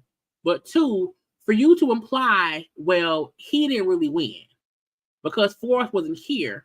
They gave it to Damson. I'm like, and when he said, I was on the show for 6 years. I've been nominated before. First win. Why? And when she said it, Deion Cole just didn't say shit. He just had like a shocked look on his face. And I was like, now why would you say that? Even if that's true,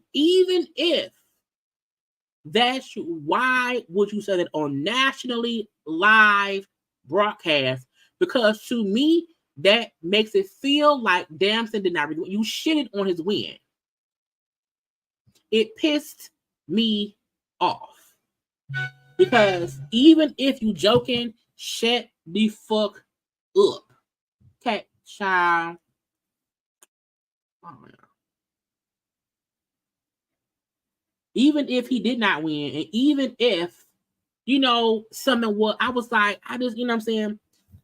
And I thought it could be a joke. However, I didn't think it was a funny joke.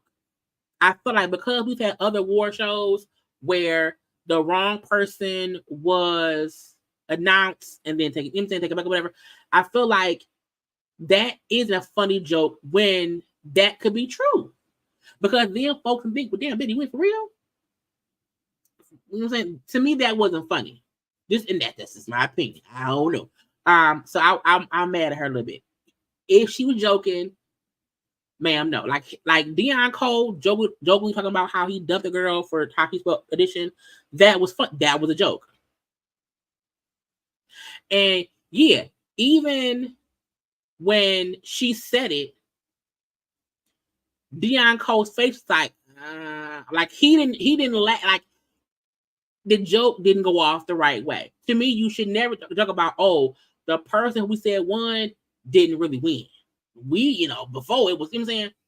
You should not shit on someone's first win. Not only that, it was his first win for a show that went 6 seasons is not on anymore. So he can't be nominated for Franklin Saint no more. You know what I'm saying? So it made me mad. Anyway, but I'm happy my other husband won. Okay. India R, who name I cannot pronounce last name, she won for Best Actress in a Drama. Okay. I feel like every actress in that category could have won. You know, I feel like because Zoe Saldana and Lioness, Queen and Equalizer, you know, Angela Bassett and I think 911 was it 911? I can't remember. But each of these actresses in their respective movies or whatever did so well that I was like, any of them could win. Now, when India won for her role as Queen Charlotte in the Queen Charlotte thing, she was great in that series. And I was like, she's a newer actress or whatever. But I feel like any of them could win, so it really did not matter.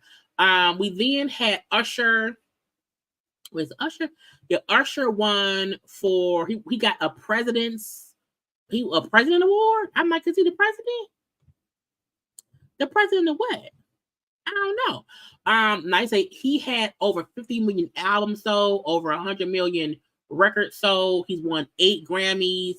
He's won 18 Billboard Music Awards. He's won 12 Soul Train Awards. He's won 8 American Music Awards, and he is in the top. He's one of the top 10 most award-winning musicians of all time. So he won the President's Awards for that. He brought up how he praised his mom, how she was a single mom, you know, growing up with her father, and she did great. As hard as he was saying, how as hard as it is for women to, you know, be whoever they want to be. His mom believed in him enough, and she pushed to get him to where he is. And I love how he was like, basically, I would not be here if it was not for her. You know, he also thanked his current wife. Y'all think I'm sure you could have also thanked your ex-wife. I'm gonna be, but he thanked his current wife, the kids, his family, whatever. It was great. Now for Usher, he talked a long time. Okay, they started playing music for Usher, and he said, "I'm not gonna stop. I'm gonna keep talking." So y'all would just simmer on down. Like he just kept talking. He was like, you can't shush me. Okay, at all. And I'm gonna keep talking on and on and on or whatever. And to me, Usher talked too long, considering New Edition was inducted. It was the Hall of Fame. I felt like Usher was allowed to talk all the time, solo dolo, but y'all cut off New Edition, who was 6 people. I feel like if anybody should have gotten a long time to talk, it should have been Usher, but also New Edition. But Usher, y'all can keep playing music. I'm not gonna stop talking. And they played the music the whole time. and did not cut him off. And he finished his speech. But I was like, Lord, it's fine. Coleman Domingo won for Best Supporting Actor for The Color Purple. He was not there. Now, Coleman has been at every award show. I've seen his outfits with everything. I said, Coleman, where was you at? Now, maybe somewhere working. I don't know. But I'm like, you not here? He won 2 awards. He won for The Color Purple. He also won for his role in Rustin. But he wasn't there. Okay. We then seen Fantasia won for Best Supporting Actress. And it was her first win, her 4th nomination. Child. I said, oh, Lord, Fantasia. It's so amazing. You know what I'm saying? Now, her dress was not a walking or stairs-friendly dress. She needed some help to get up the stairs. But it's like, I did not write a speech. I did not think I was going to win.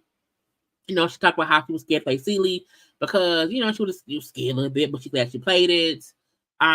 She spoke about how she's seen her grandmother and her mom being women who carried themselves with elegance and grace and class. That any room she walked in, you know, she knew she did not have to compete with other people.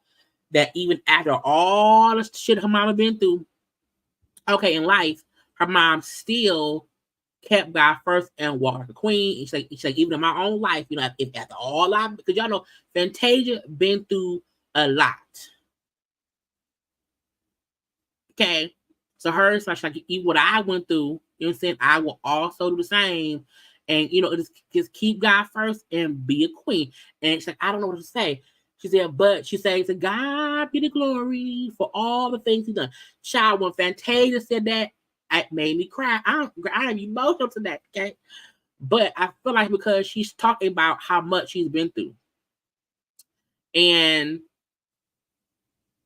her saying, again, you go through things in life.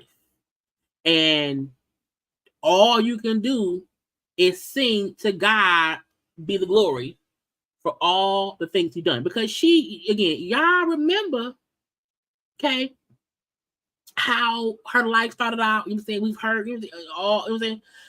And I love how she was taking in the appreciation of winning, how every actress in the audience was, you know, celebrating her.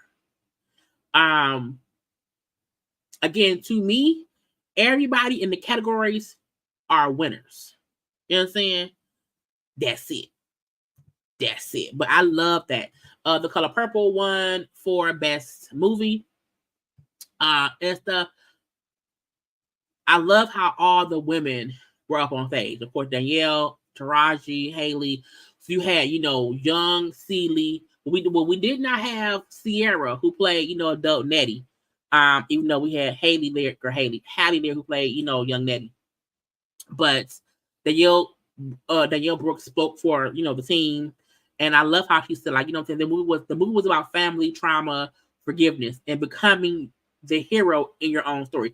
And a lot of people felt like, oh, we don't need a remake of the movie, blah, blah, blah. And while I understand folk not needing the remake, I love how they said that it's really about family trauma, but also forgiveness, also about becoming the hero in your own story. Sometimes if you only see the negativity in what is being shown, it's because you're not fully paying attention. Like the end of that movie showing how, again, a lot of forgiveness, a lot of redemption, and Celie, and even Sophia, everybody being their own hero. That's what y'all should be thinking about. You know what I mean? Now, Oprah came out trying everybody like that. Oh my God. Oh my God. Oprah was around here. And when she walked out, everyone said, oh my God, Oprah. Shout out, look at Oprah. Because Oprah is skinny now. Okay. Oprah said, girl, I'm round here. Okay. Leave me, bitch. Oprah announced the winner for Entertainer of the Year. It was Coleman Domingo, Fantasia, Halle Bailey, Keke Palmer, or Usher. Usher won. Usher won Entertainer of the Year. He deserves to win.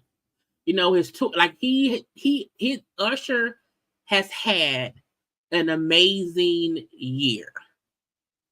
Period.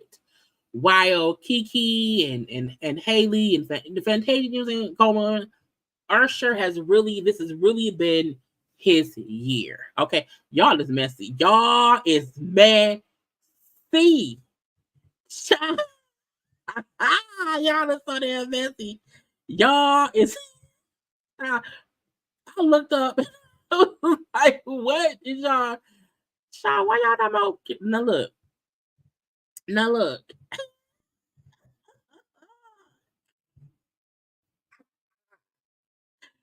I'm not saying I disagree at all. I also feel like Oprah probably has been saying, why was not doing this from the beginning? I don't know, Oprah. I don't know. Anyway, y'all, that is child. We almost spent 2 hours on the fucking awards. Okay, y'all, take a little second, okay? Dance with Tamar. Like the video so we can get to the little bit of gospel stuff that I have, okay?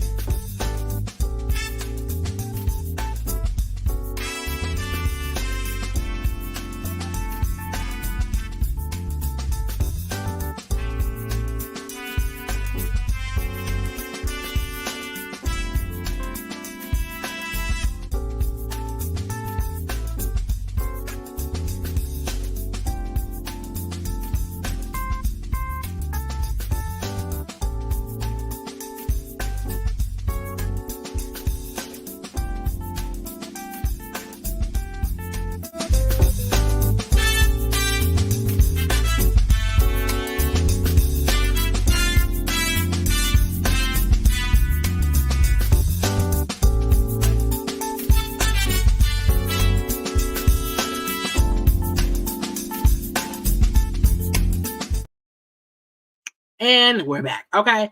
We got about maybe like 30 minutes and then that's it. Okay. I hope y'all went ahead and liked the video. Okay, that's what the dance break is for. It gives y'all time to like the video. Now, let's get into some foolishness that's going on social media because I feel like people, they tripping. And I'm gonna need folk to stop tripping about this, that, or the other. Now, let's start with Bruno. Well, we have any random stupidness? Any random stupidness? What is this? This is a bit of random stupidness. Wait, where we at? Add. Boom. When I seen this headline, man in wheelchair stabbed 4 neighbors in a Queens apartment building. I said to myself, how did he quickly get 2 to 4 neighbors without one person, being able to say stop?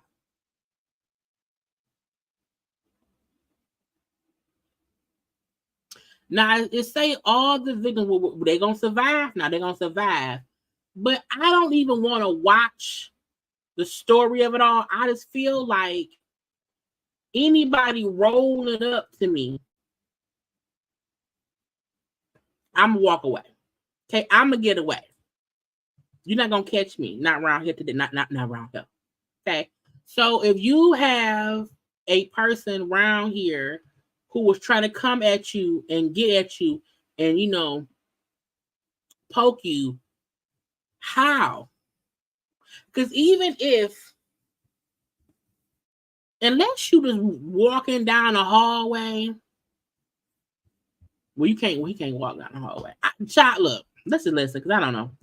In a wheelchair, accused of a stabbing spree in Queens. Police say he attacked 4 people at an apartment building on 54th Street in Woodside. First responders rushed 2 people to the hospital this afternoon, and later in the day, 2 other victims arrived at the hospital. 38-year-old Kareem Phillips now faces several charges, including attempted murder. Neighbors say they have tried to get him evicted. Every few months we have this kind of reaction from him, like attacking people. Last night, for example, from 2 o'clock until 4 o'clock, he was banging in all the doors in the 5th floor. First of all,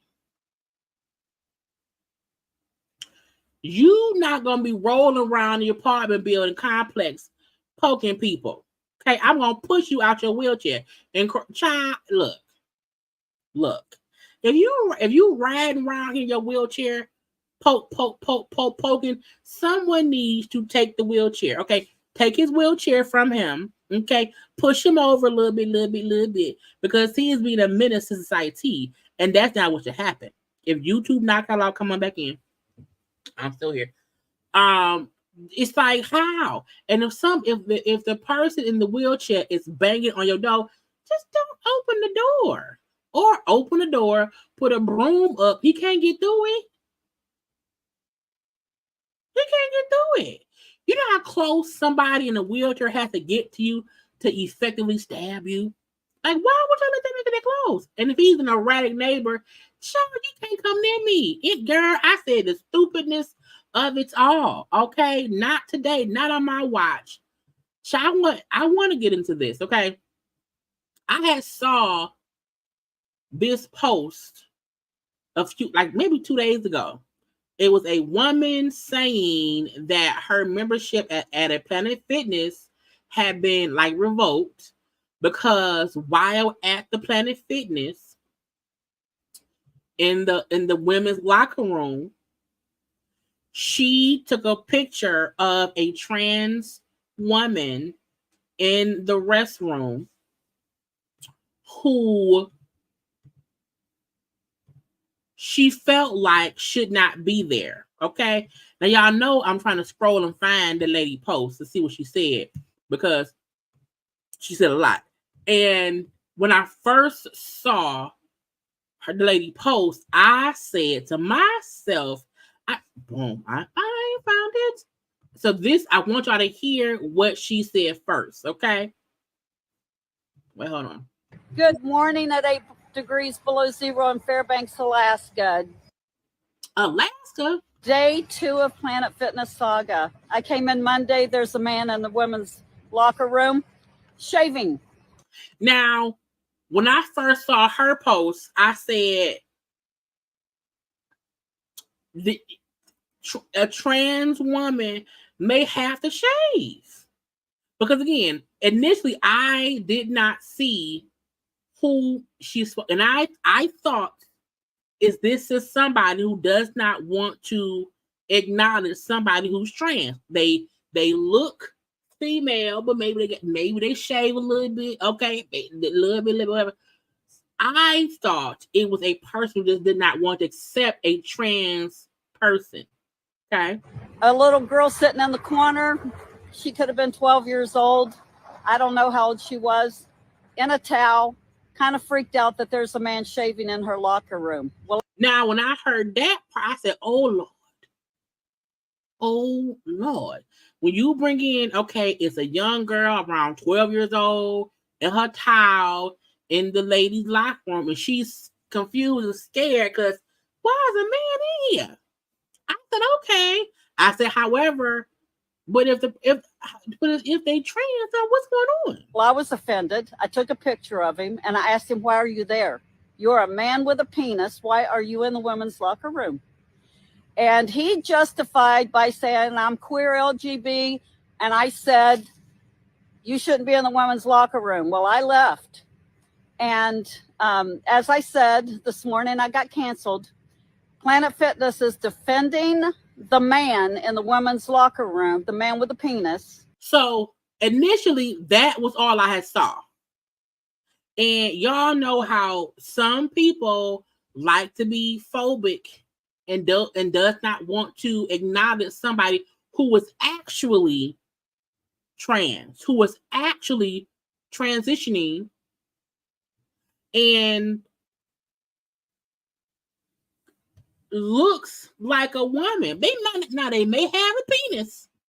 It's covered up though. Child, once I saw, I said, that's the trans woman.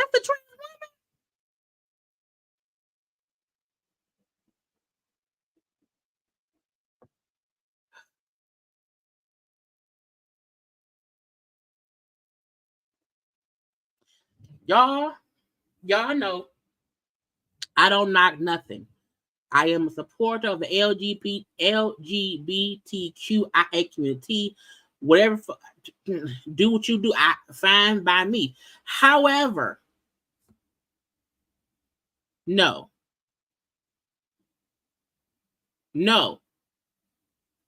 I draw the fucking line at this right here. If this is the actual, and again, if this is the actual person in the women's locker room at Planet Fitness that they have allowed to use the women's locker room, to me, no tea, no shade. When you are in this stage of transitioning, take your ass to the men's locker room. Okay, you ain't transitioned enough. Okay, the steak not done. It's too pink. It's raw. Send it back.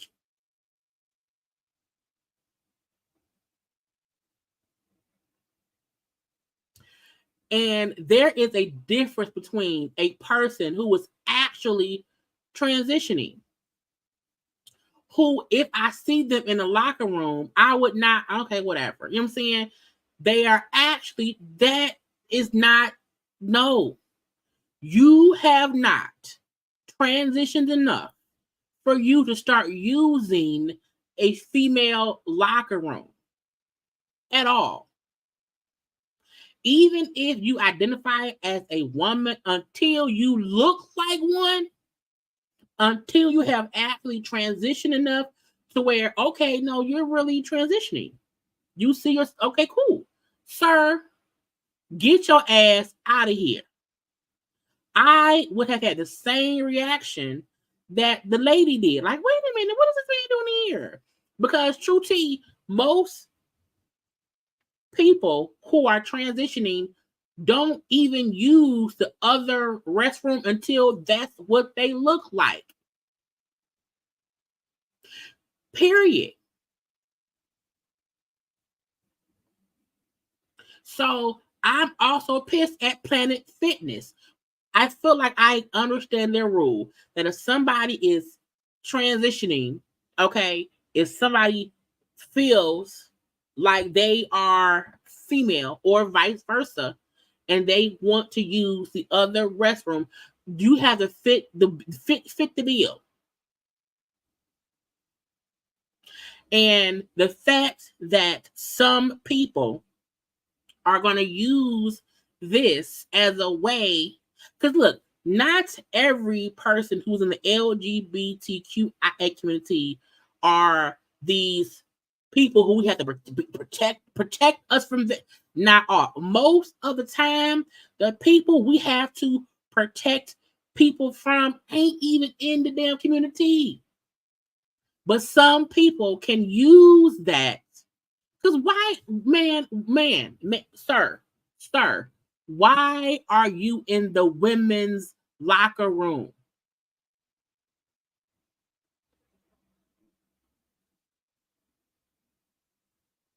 Why?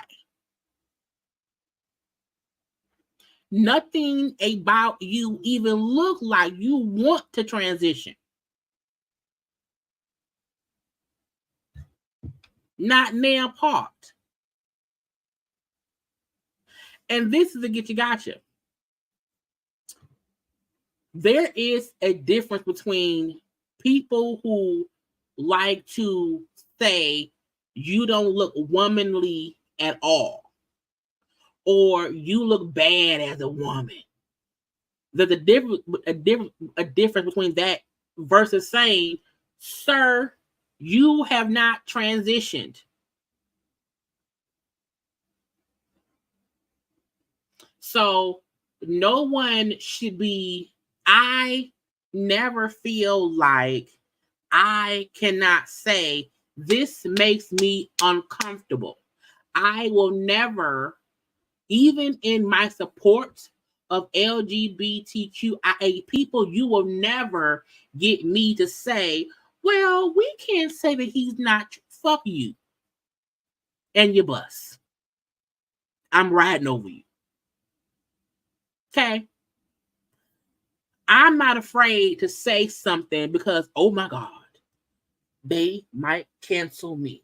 No, because I think logically and I'm fair. If the photo the lady would have posted looked like someone who was transitioning, but they just also, you know what I'm saying, may not be the best looking woman. You know what I'm saying? I would have said, ma'am, you just being stupid. Okay? The person is transitioning, you know what I'm saying? Because we seen people, like at one point, Bruce looked like a person transitioning. Even though Bruce was Bruce and wasn't Caitlyn yet, at some point, Bruce looked like someone transitioning. Now, Bruce never changed the voice, even once Bruce became Caitlyn. However, even when Bruce was Bruce, Bruce at some point started looking like a female, and the transition happened. And even once Caitlyn became Caitlyn, while Caitlyn may not be the best looking white woman, Caitlyn is clearly a trans person. This man right here is not at all. And that is the issue, that some people who are perverted will try to use being trans or use being whatever, being in the LGBTQ. I feel feminine. Sir, get your dick and your facial hair and your shaving cream and go to the other room. Okay? You not around here. Okay? Get out. And the woman who saw it and spoke up, kudos to you. Planet Fitness, who feel like we can't discriminate. You just did. When you put, we don't want to offend the LGBTQI community while offending women who are saying in our locker room that motherfucker there is not real. That's what is giving. Okay? That's what, if YouTube not y'all coming back in, that's what it is. And it aggravates me that nobody just wants to say, we can say you're not transitioning. You're not. What part have you put forth to get yourself to the other side? What hormones are you on? What outfits have you worn? Okay. What are you doing that puts you in that? No. No. Sir, where's your pink towel? You was out here in all black, okay, shaving in the gym female bathroom, and the gotcha was the lady said it was like a 12-year-old kid who's confused and scared because it's a man in the locker room. That's the man. Now, in a year or two, could he be a she? Possibly, but sir, until you transition, I don't look. I'm gonna say it. I don't care if you feel female on the inside. Okay, if you do, kudos to you. Until the outside starts to match, to where I can see, okay, yes, this person really does. They're trans. They're transitioning. I need to see some of the transition. Period. And if that is offensive to trans people, okay. So is me walking into a female locker room and seeing a dick swinging and a beard being shaven and this man standing around there looking like Bruce Jenner. Okay, Bruce, Bruce, where's Caitlyn? Where is Caitlyn? Bruce. That's Bruce. That is Bruce Jenner. You can't tell me no different. Ever. Not today, not ever. So the lady who lost her membership or whatever from the Planet Fitness or whatever, good. I hope anybody,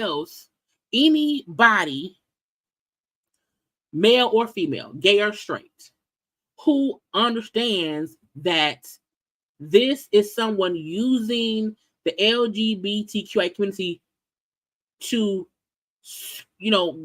underhandedly be allowed in a women's restroom or a women's locker room because he's a pervert, should also cancel their membership. Because y'all are not even paying no fucking attention. That is Bruce Jenner. That ain't Caitlyn.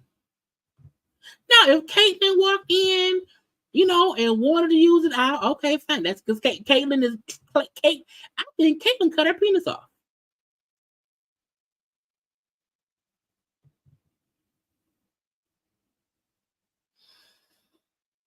And then when a regular perverted person does something to whoever, and people want to blame, let's blame the LGBT. It ain't them. It's people who want to use them as scapegoats to be dirty, dirty birds. And that ain't fair. It's not. This is not fair to actual trans women who I feel like should be allowed to use the female restroom because they actually transitioned. They're actually a trans.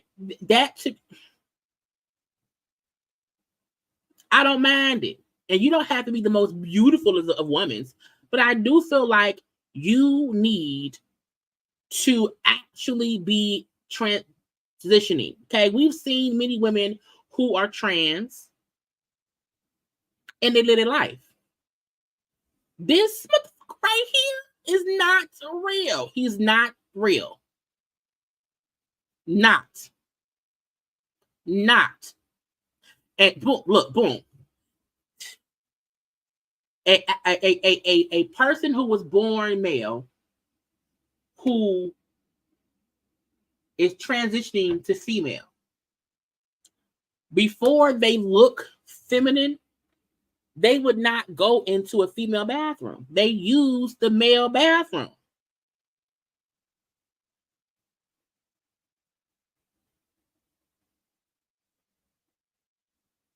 Because when they are transitioning and they were born male and they're transitioning and they look female, when they go into a male bathroom, they don't look like men. They look like women. So going into a male bathroom would be weird.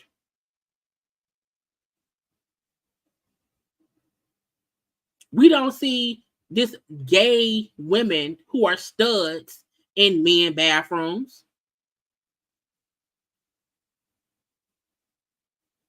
Even gay women who sometimes look really manly, but they are just studs. Even they use the female bathroom. Now, some of them may go to the men's because it can be either or. But you not going, child.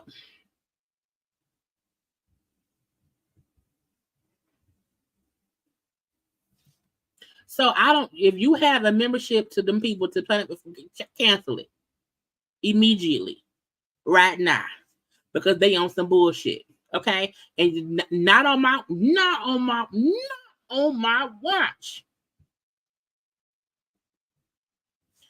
Now, this story is only because I want to say something.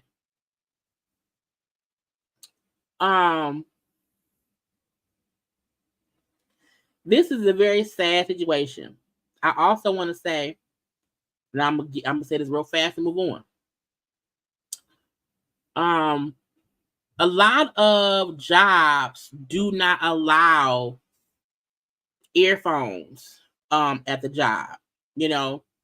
And when I saw this story, and they said, you know, she was reaching to get her AirPods that had fallen up under like a conveyor belt or whatever, I'm like, that is horrible. Okay. I just want to say, one, the job need to have some kind of fail safe that if somebody's up under something, the shit don't keep going. Okay. Some kind of fail safe. I don't know what kind of fail safe, but some kind of fail safe. Secondly, I want us to understand that if you drop something under something, sometime let it be around there. And she was 21 years old and trying to get her working at work, dropped her AirPod, went up under to get it.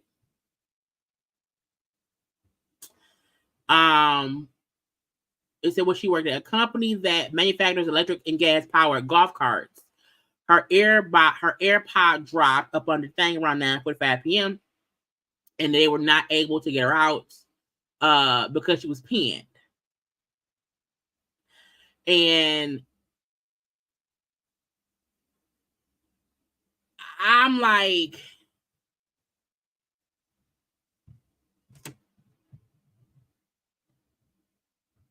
I don't want to reach up under my desk. Not that, don't laugh. I am a firm believer in if something is up under my car, I'm gonna cut my car off, get out my car, look around to be sure ain't no other cars around, and then look up under my car to see where it is, and maybe get a stick to get it. I ain't going up under nothing that I think can crush me. And I just want to reiterate how if you drop something up under something that can, you know what I'm saying? Like, no.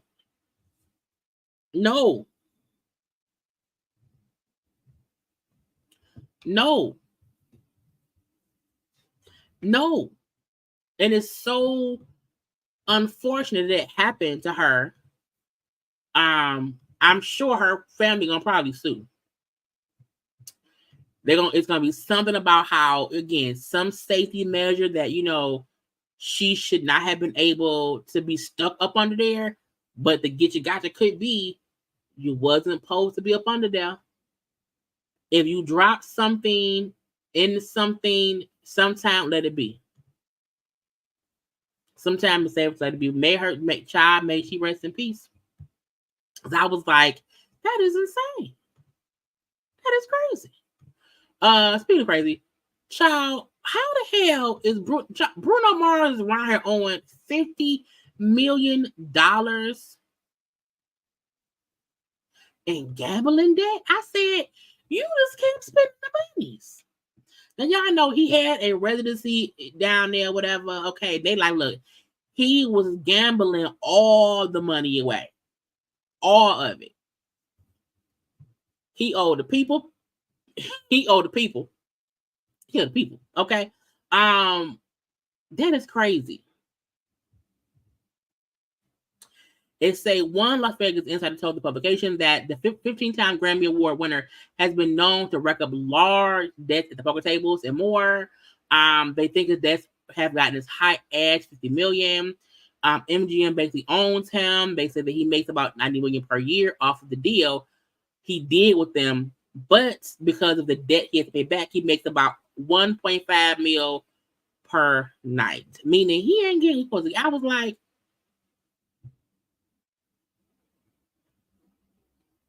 now the Get You Got to was, I feel like every time we would talk about Bruno, and Silk Sonic, people have always jokingly said, "Child, it looked like cocaine. It looked like cocaine. I think it's cocaine or whatever." Y'all, if YouTube not y'all coming back in, it looked like cocaine. And I said, "Child, somebody fix it." I also saw something. Is it on this one? It was somewhere else where it was saying the reason that he and Anderson have broken up. Oh, here we go. A source claims that Silk Sonic broke up over an alleged money disputes, but they have since resolved their issues. Because if you realize, Silk Sonic came out and had all kind of success. We was loving Silk Sonic, and they kind of just went away. And I'm like, why they didn't like follow up with what happened?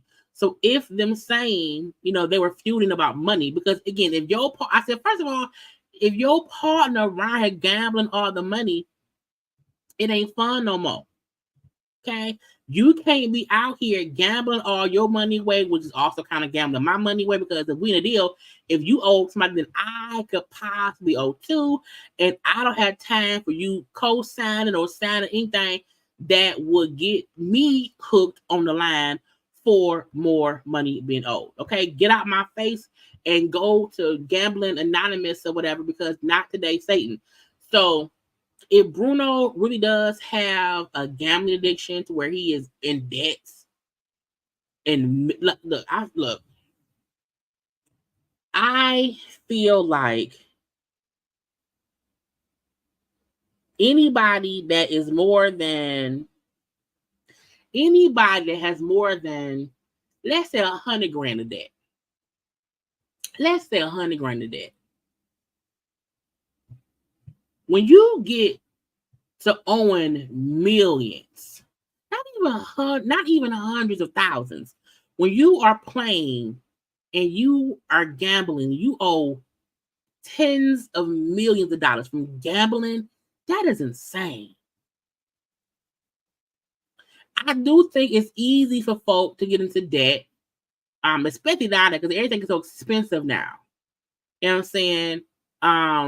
Again, that's why I said if a person has like 100 grand of debt that they're working to pay off, that's one thing. You working to pay your little thing off, whatever. Okay, that's a lot too. Let's say, that's too much. My point is, nobody should be around here owing 50 mil. Not for gambling. That's insane. Like, first of all, whoever allowed your debt to get that high, that is crazy. However, if they're paying you and your contract is for 90 million, okay, we're gonna let you owe us because at that point in time, we don't have to pay you nothing.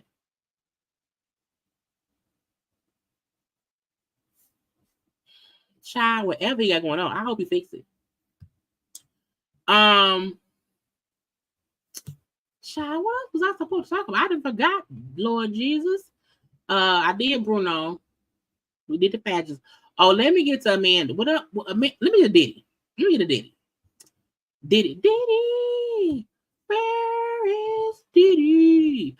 Now, y'all know Diddy, is in the midst of all kind of lawsuits and trials, tribulations, or whatever. Got a lot going on for Diddy. It said Diddy Harlem Crime School reportedly plagued with dysfunction, violence, and bed bugs. Students reportedly forced to sit in a cafeteria for hours due to lack of teachers. I was like, Diddy probably can't pay them damn people.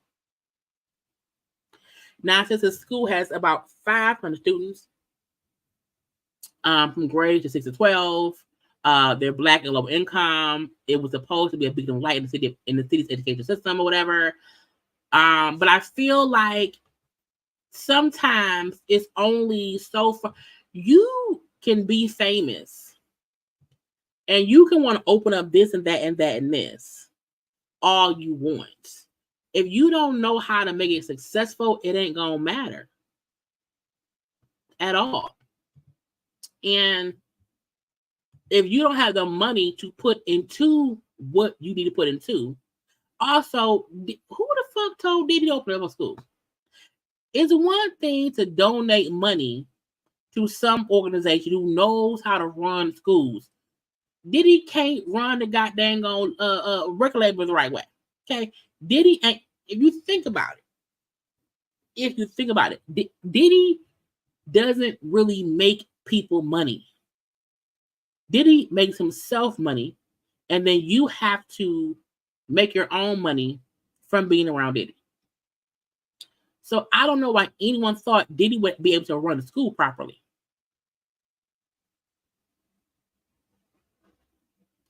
You have to want to really be into it. It can't just be in your name or no, you have to be able to do the shit. Okay? And once your money run out, once it's not being handled the right way, shit is gonna fall down by the wayside. So I ain't surprised. I would not. Diddy, this is no tea, no shade. Now, this is no tea, no shade. Diddy has never given a vibe of education. He hasn't. He has never given up a vibe of wanting to help the people around him. Never. To me, this is no tea, no shade. Diddy has always felt like, in my opinion, that I want to do things that make people feel like I'm for the people, I'm for the betterment. But I've never really felt that from him. Diddy is a partier, a celebrator, a music person, and whatever he can do around that. And I'm not saying that he hasn't given money here or whatever. I'm not saying that he has not helped people in one way or the other. But there's also a side to him that makes me feel like that ain't his passion. Diddy passionate in music and being all in the videos. That's his passion. Period. And until he do right by a whole bunch of people, stuff gonna crumble. Okay. I want to touch on Amanda Seales. So look, it ain't no secret. I like Amanda Seales.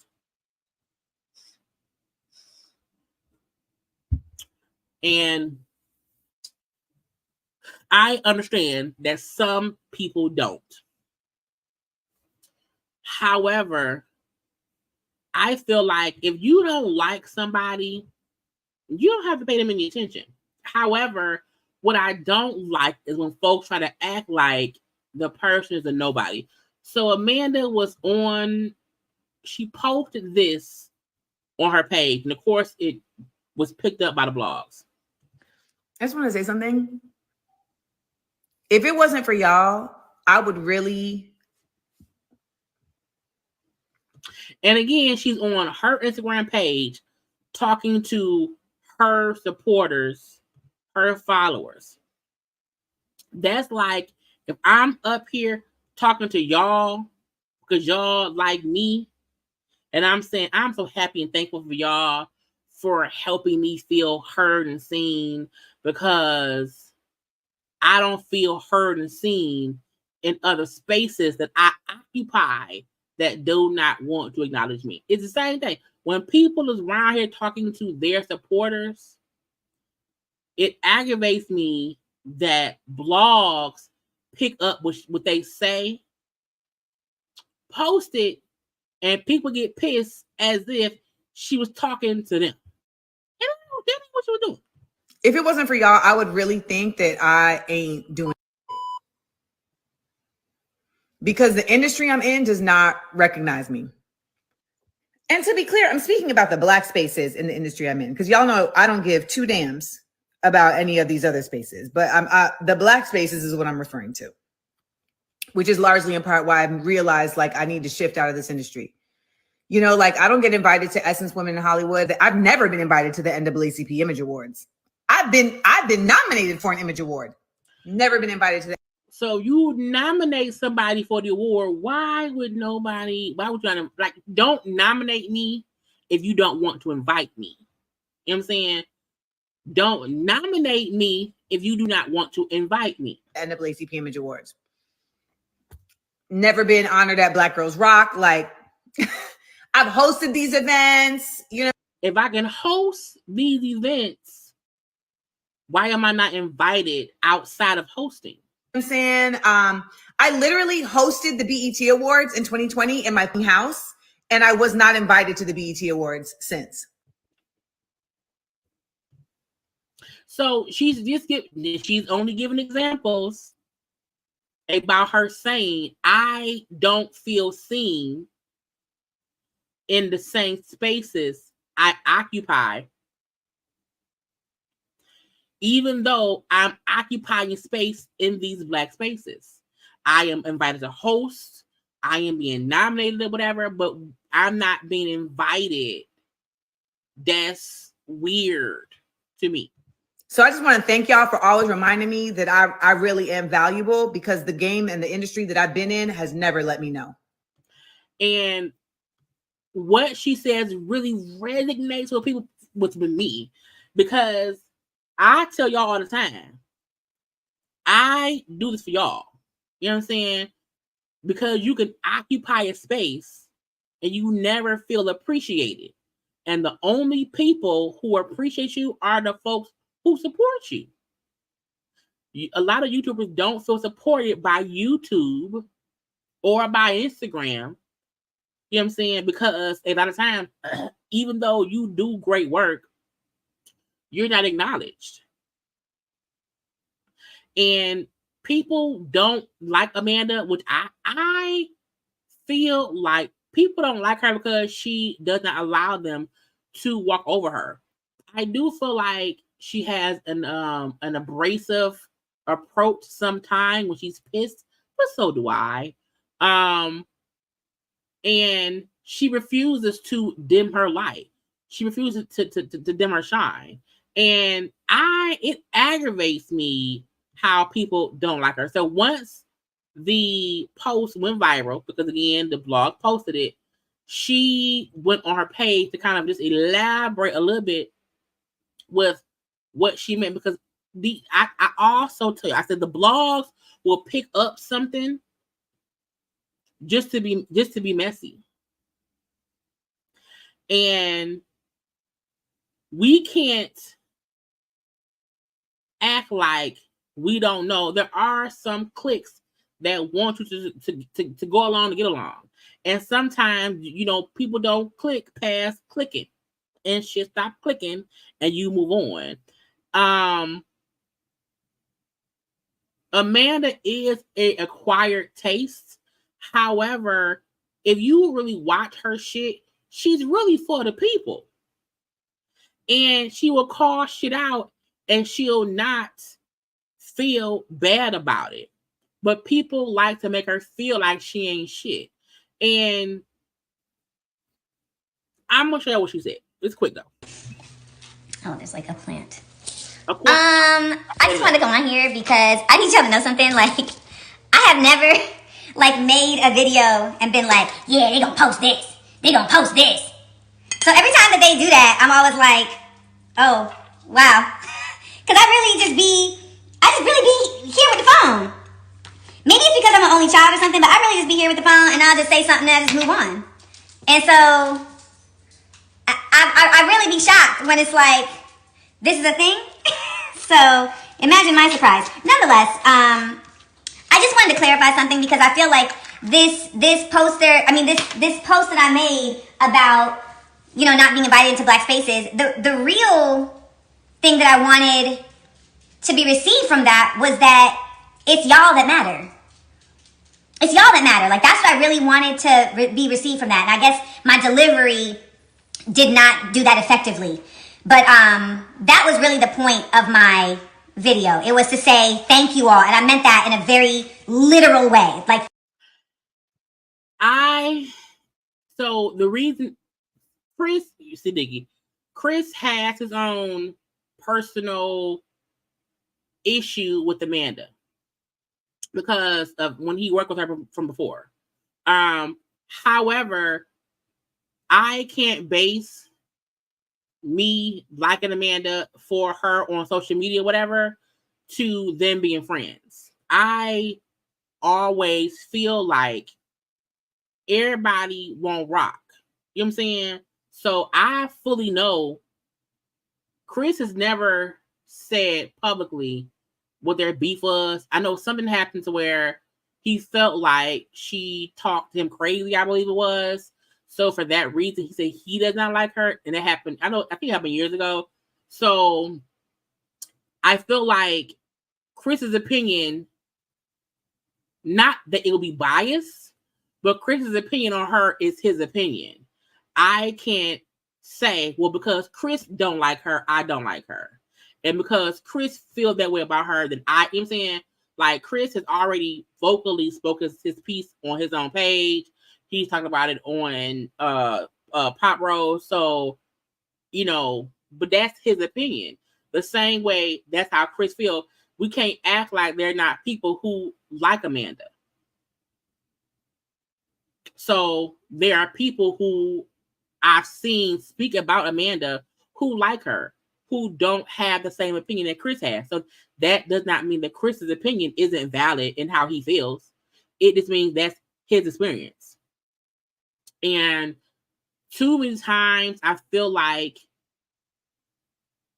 people will say, well, so-and-so says she's mean and so-and-so says she's abrasive. I'm like, Amanda is abrasive, but so am I. And so I feel like I do not want to judge people based on when they are in some kind of friction with somebody, because if we have friction, I'm not going to be nice to you because we have friction.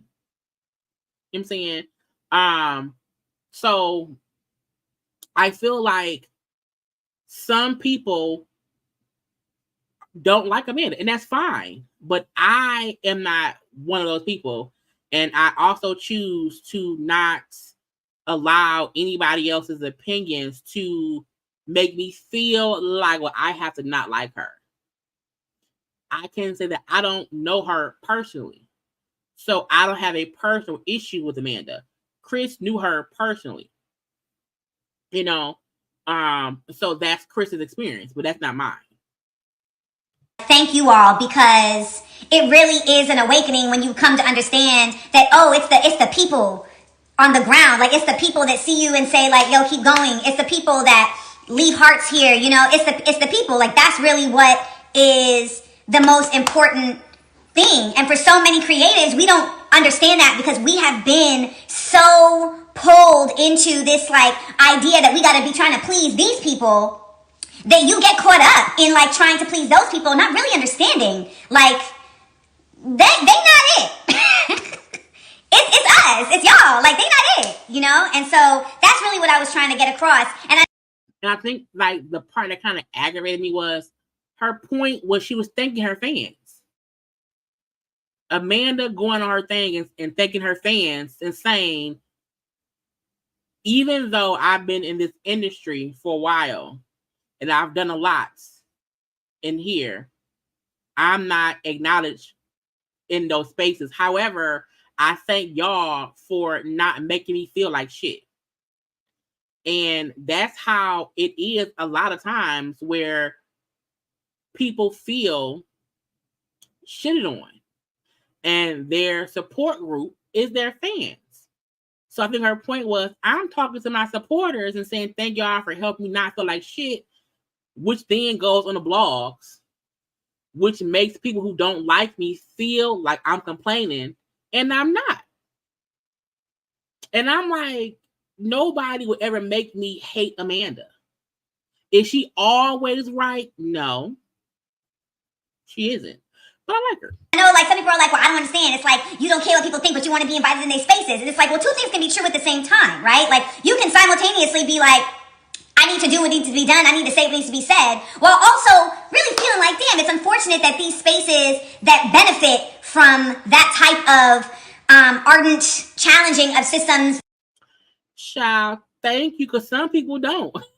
And that's the get you gotcha. Some people, there are people who do not like me.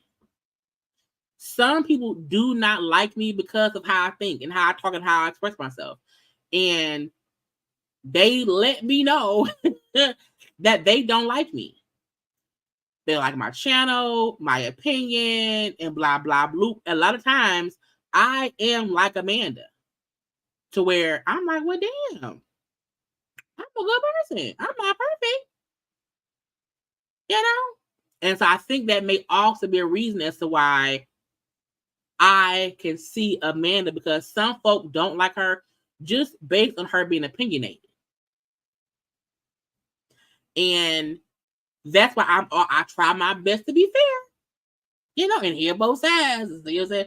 So I feel like, again, you know, you don't have to like Amanda. No one has to like, no, you ain't gotta like me. But I feel like I listen to people and what their point is.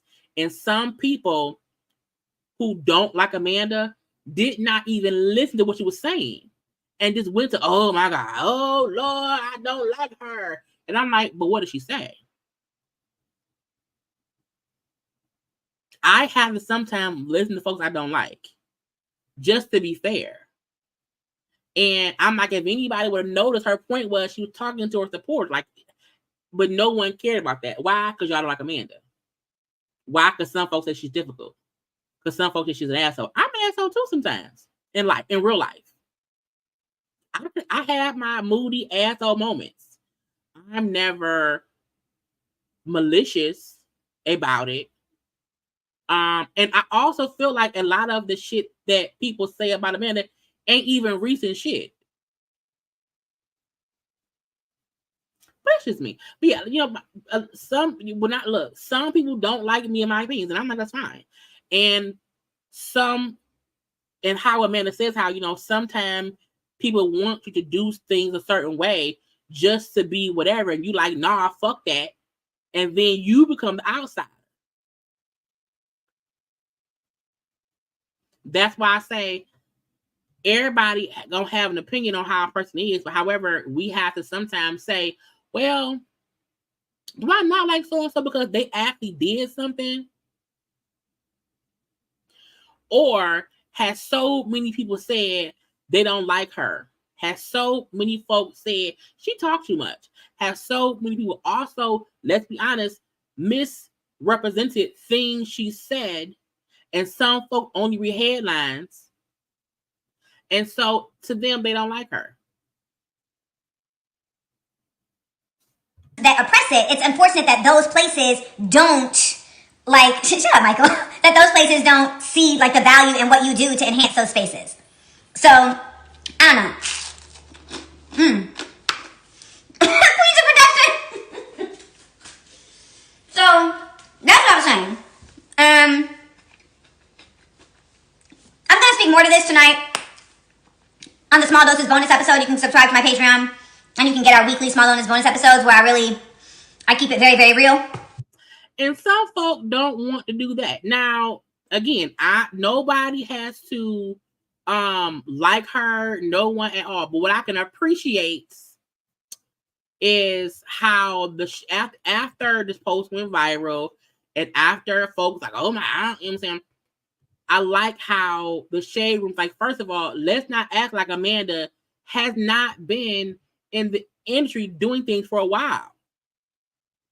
And that's her point. You know, again, she's been, okay, that girl, okay, on My Brother and Me, been in SAG since 94. Ooh, can't put a thing. She used to be Amanda Diva. And I do feel like a lot of the shit from her come from her Amanda Diva time frame, but that was years ago, okay? I told y'all, 20-year-old Jaylee and 42-year-old Jaylee too. I used to have a very bad temper. It would cuss folk out because I was just younger with attitude. I'm more calm now. But she used to do, of course, the Deaf Poetry Jams. How she replaced old girl in the Floor Tree, okay, and was in Floor Tree, okay. Co-host of The Real, okay, and because she was too real for The Real, was gone. Does her smart, funny, and black. So I'm like, she really is a content creator. And, you know, I feel like so many people don't be paying attention.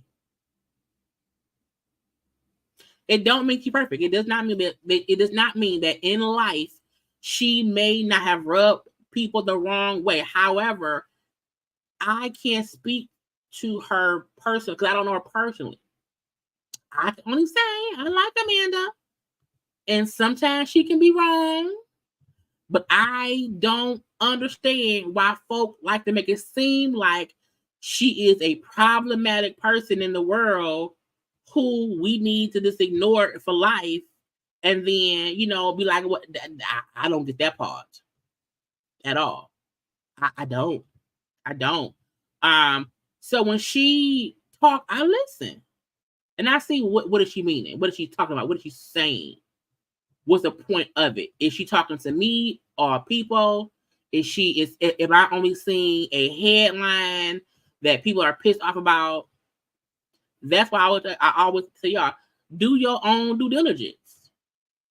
That's also why I always try to my best to get y'all full videos, because anyone can take a clip of someone talking to their fans and saying, thank y'all for being fans and thank y'all for helping me with not feeling like shit. Because truthfully, at any time, a comedian, a YouTuber, or whoever, we don't want to quit, because some days it is hard. But you have to thank your support system, which is the people's, and that's what she was doing. But people fit now. Now she complaining. Now she complain.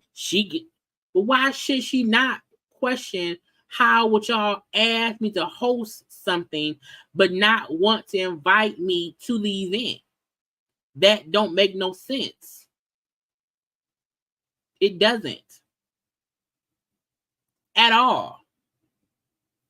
Anyway, y'all. Lastly, why is Nene so shady? Now, we all have saw the post of Nene made the other day about how Porsha was talking to production for the Upshaws. And Porsha supposedly, allegedly said that she did not want to work with Nene because Nene and her had an issue. Now, the get you got to me is when she said, I ain't got to work with Porsha. I ain't got to work with Porsha. And then I said, is that Nene?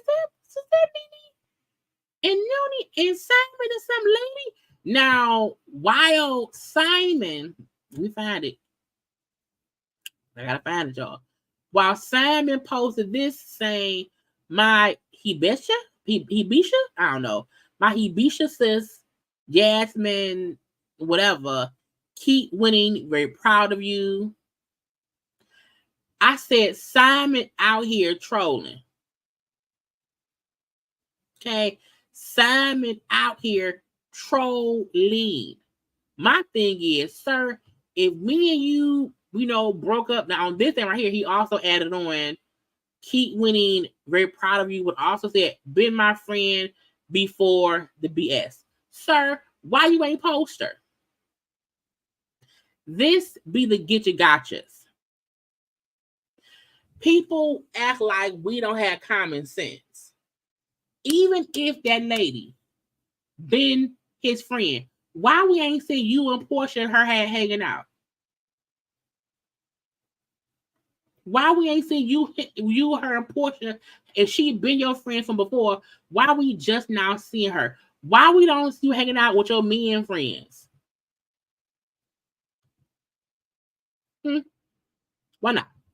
Now, Simon also posted this, okay? He walking around the water loud, or the water loud. Because it's something about a pool. An indoor pool. In his pajamas. With a cigar. Walking around the chairs.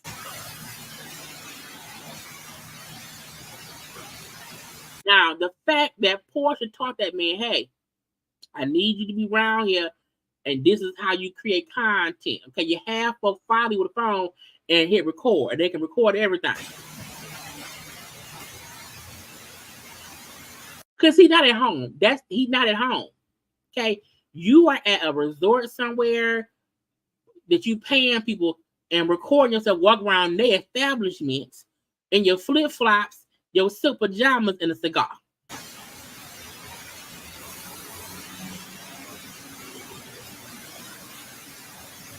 Tequila. Oh, tequila. Who? Ain't nobody around you. Let's get this party started. And at the end, at the very end, you hear a lady's voice. So a lady was recording this. You hear a lady laughing at the end. And my thing is, you know what I'm saying? Tequila. Come on, tequila. Now after he hit the listen, it's a lady voice that giggles real fast. Listen up now. Tequila. Let's get this party started. Who laughing? Who laughing, Simon? So this is my thing. In my opinion. Okay? Solely my opinion. Simon around here being messy. Simon is around here, child, taking pictures with other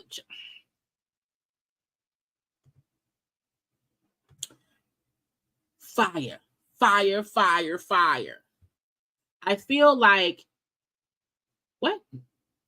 And the same get bodied by the same lady laugh and love it. Tequila. He plays through the games, wins through the prizes. Can't nobody tell me Simon not around here. The same way he was messy with Fallon when him and Fallon broke up, and he at that point we know Fallon had moved over there or whatever. Simon was just as messy and petty with Porsha and Fallon, making certain posts, comments, certain things to be petty and on social. He doing the same thing to Porsha while him her are divorcing, that he was doing to Fallon with Porsha. Because when he was married, was he up here putting fire emojis up on the folks' pictures? No, he was not. Okay, so in my opinion, when Nene then posted Happy Sunday, and she, her and her man and Simon or some woman, and even if that lady just a friend, but he say she just a friend, but she say, oh baby, or whatever. Could Porsha thing be, why are you hanging out with him and other women while we going through divorce? But Porsha, you made this bed. Because the crazy thing is the same things that Fallon was going through is what you going through with him. And how that was broken up. I didn't steal that man. We is in love. We're gonna get married. Now they got married. They did. She got down the aisle.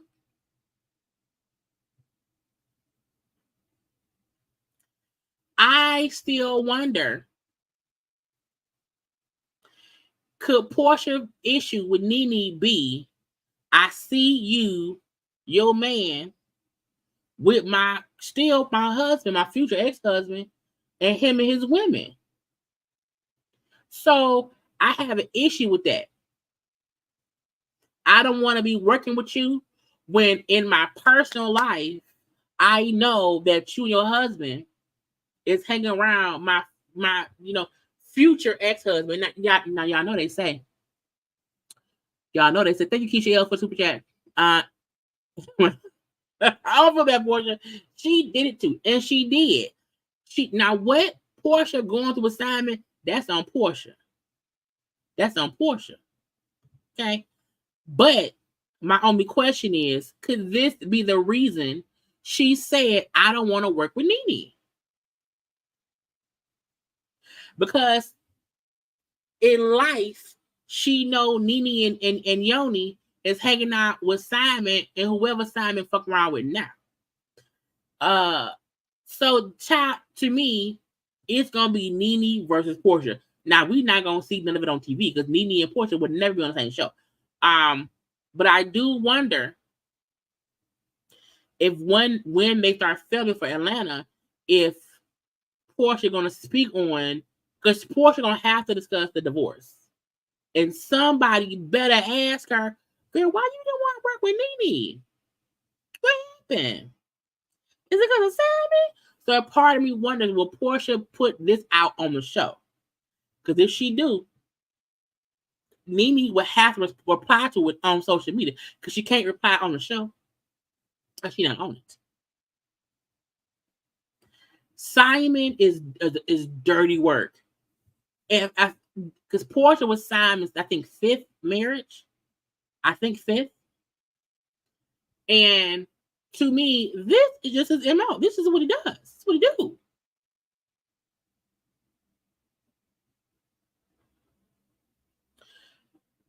But Porsha knew that. And when Porsha was interviewed, before, well, he's matured. He's went to counseling. He's different. And blah, blah, blah, blah, blah. Simon fed Porsha the same spiel he fed Fallon. Simon gave Porsha the same spiel he gave Fallon when they got together. And Simon was his old great father figure to her sons, a great stepfather to the sons and stuff.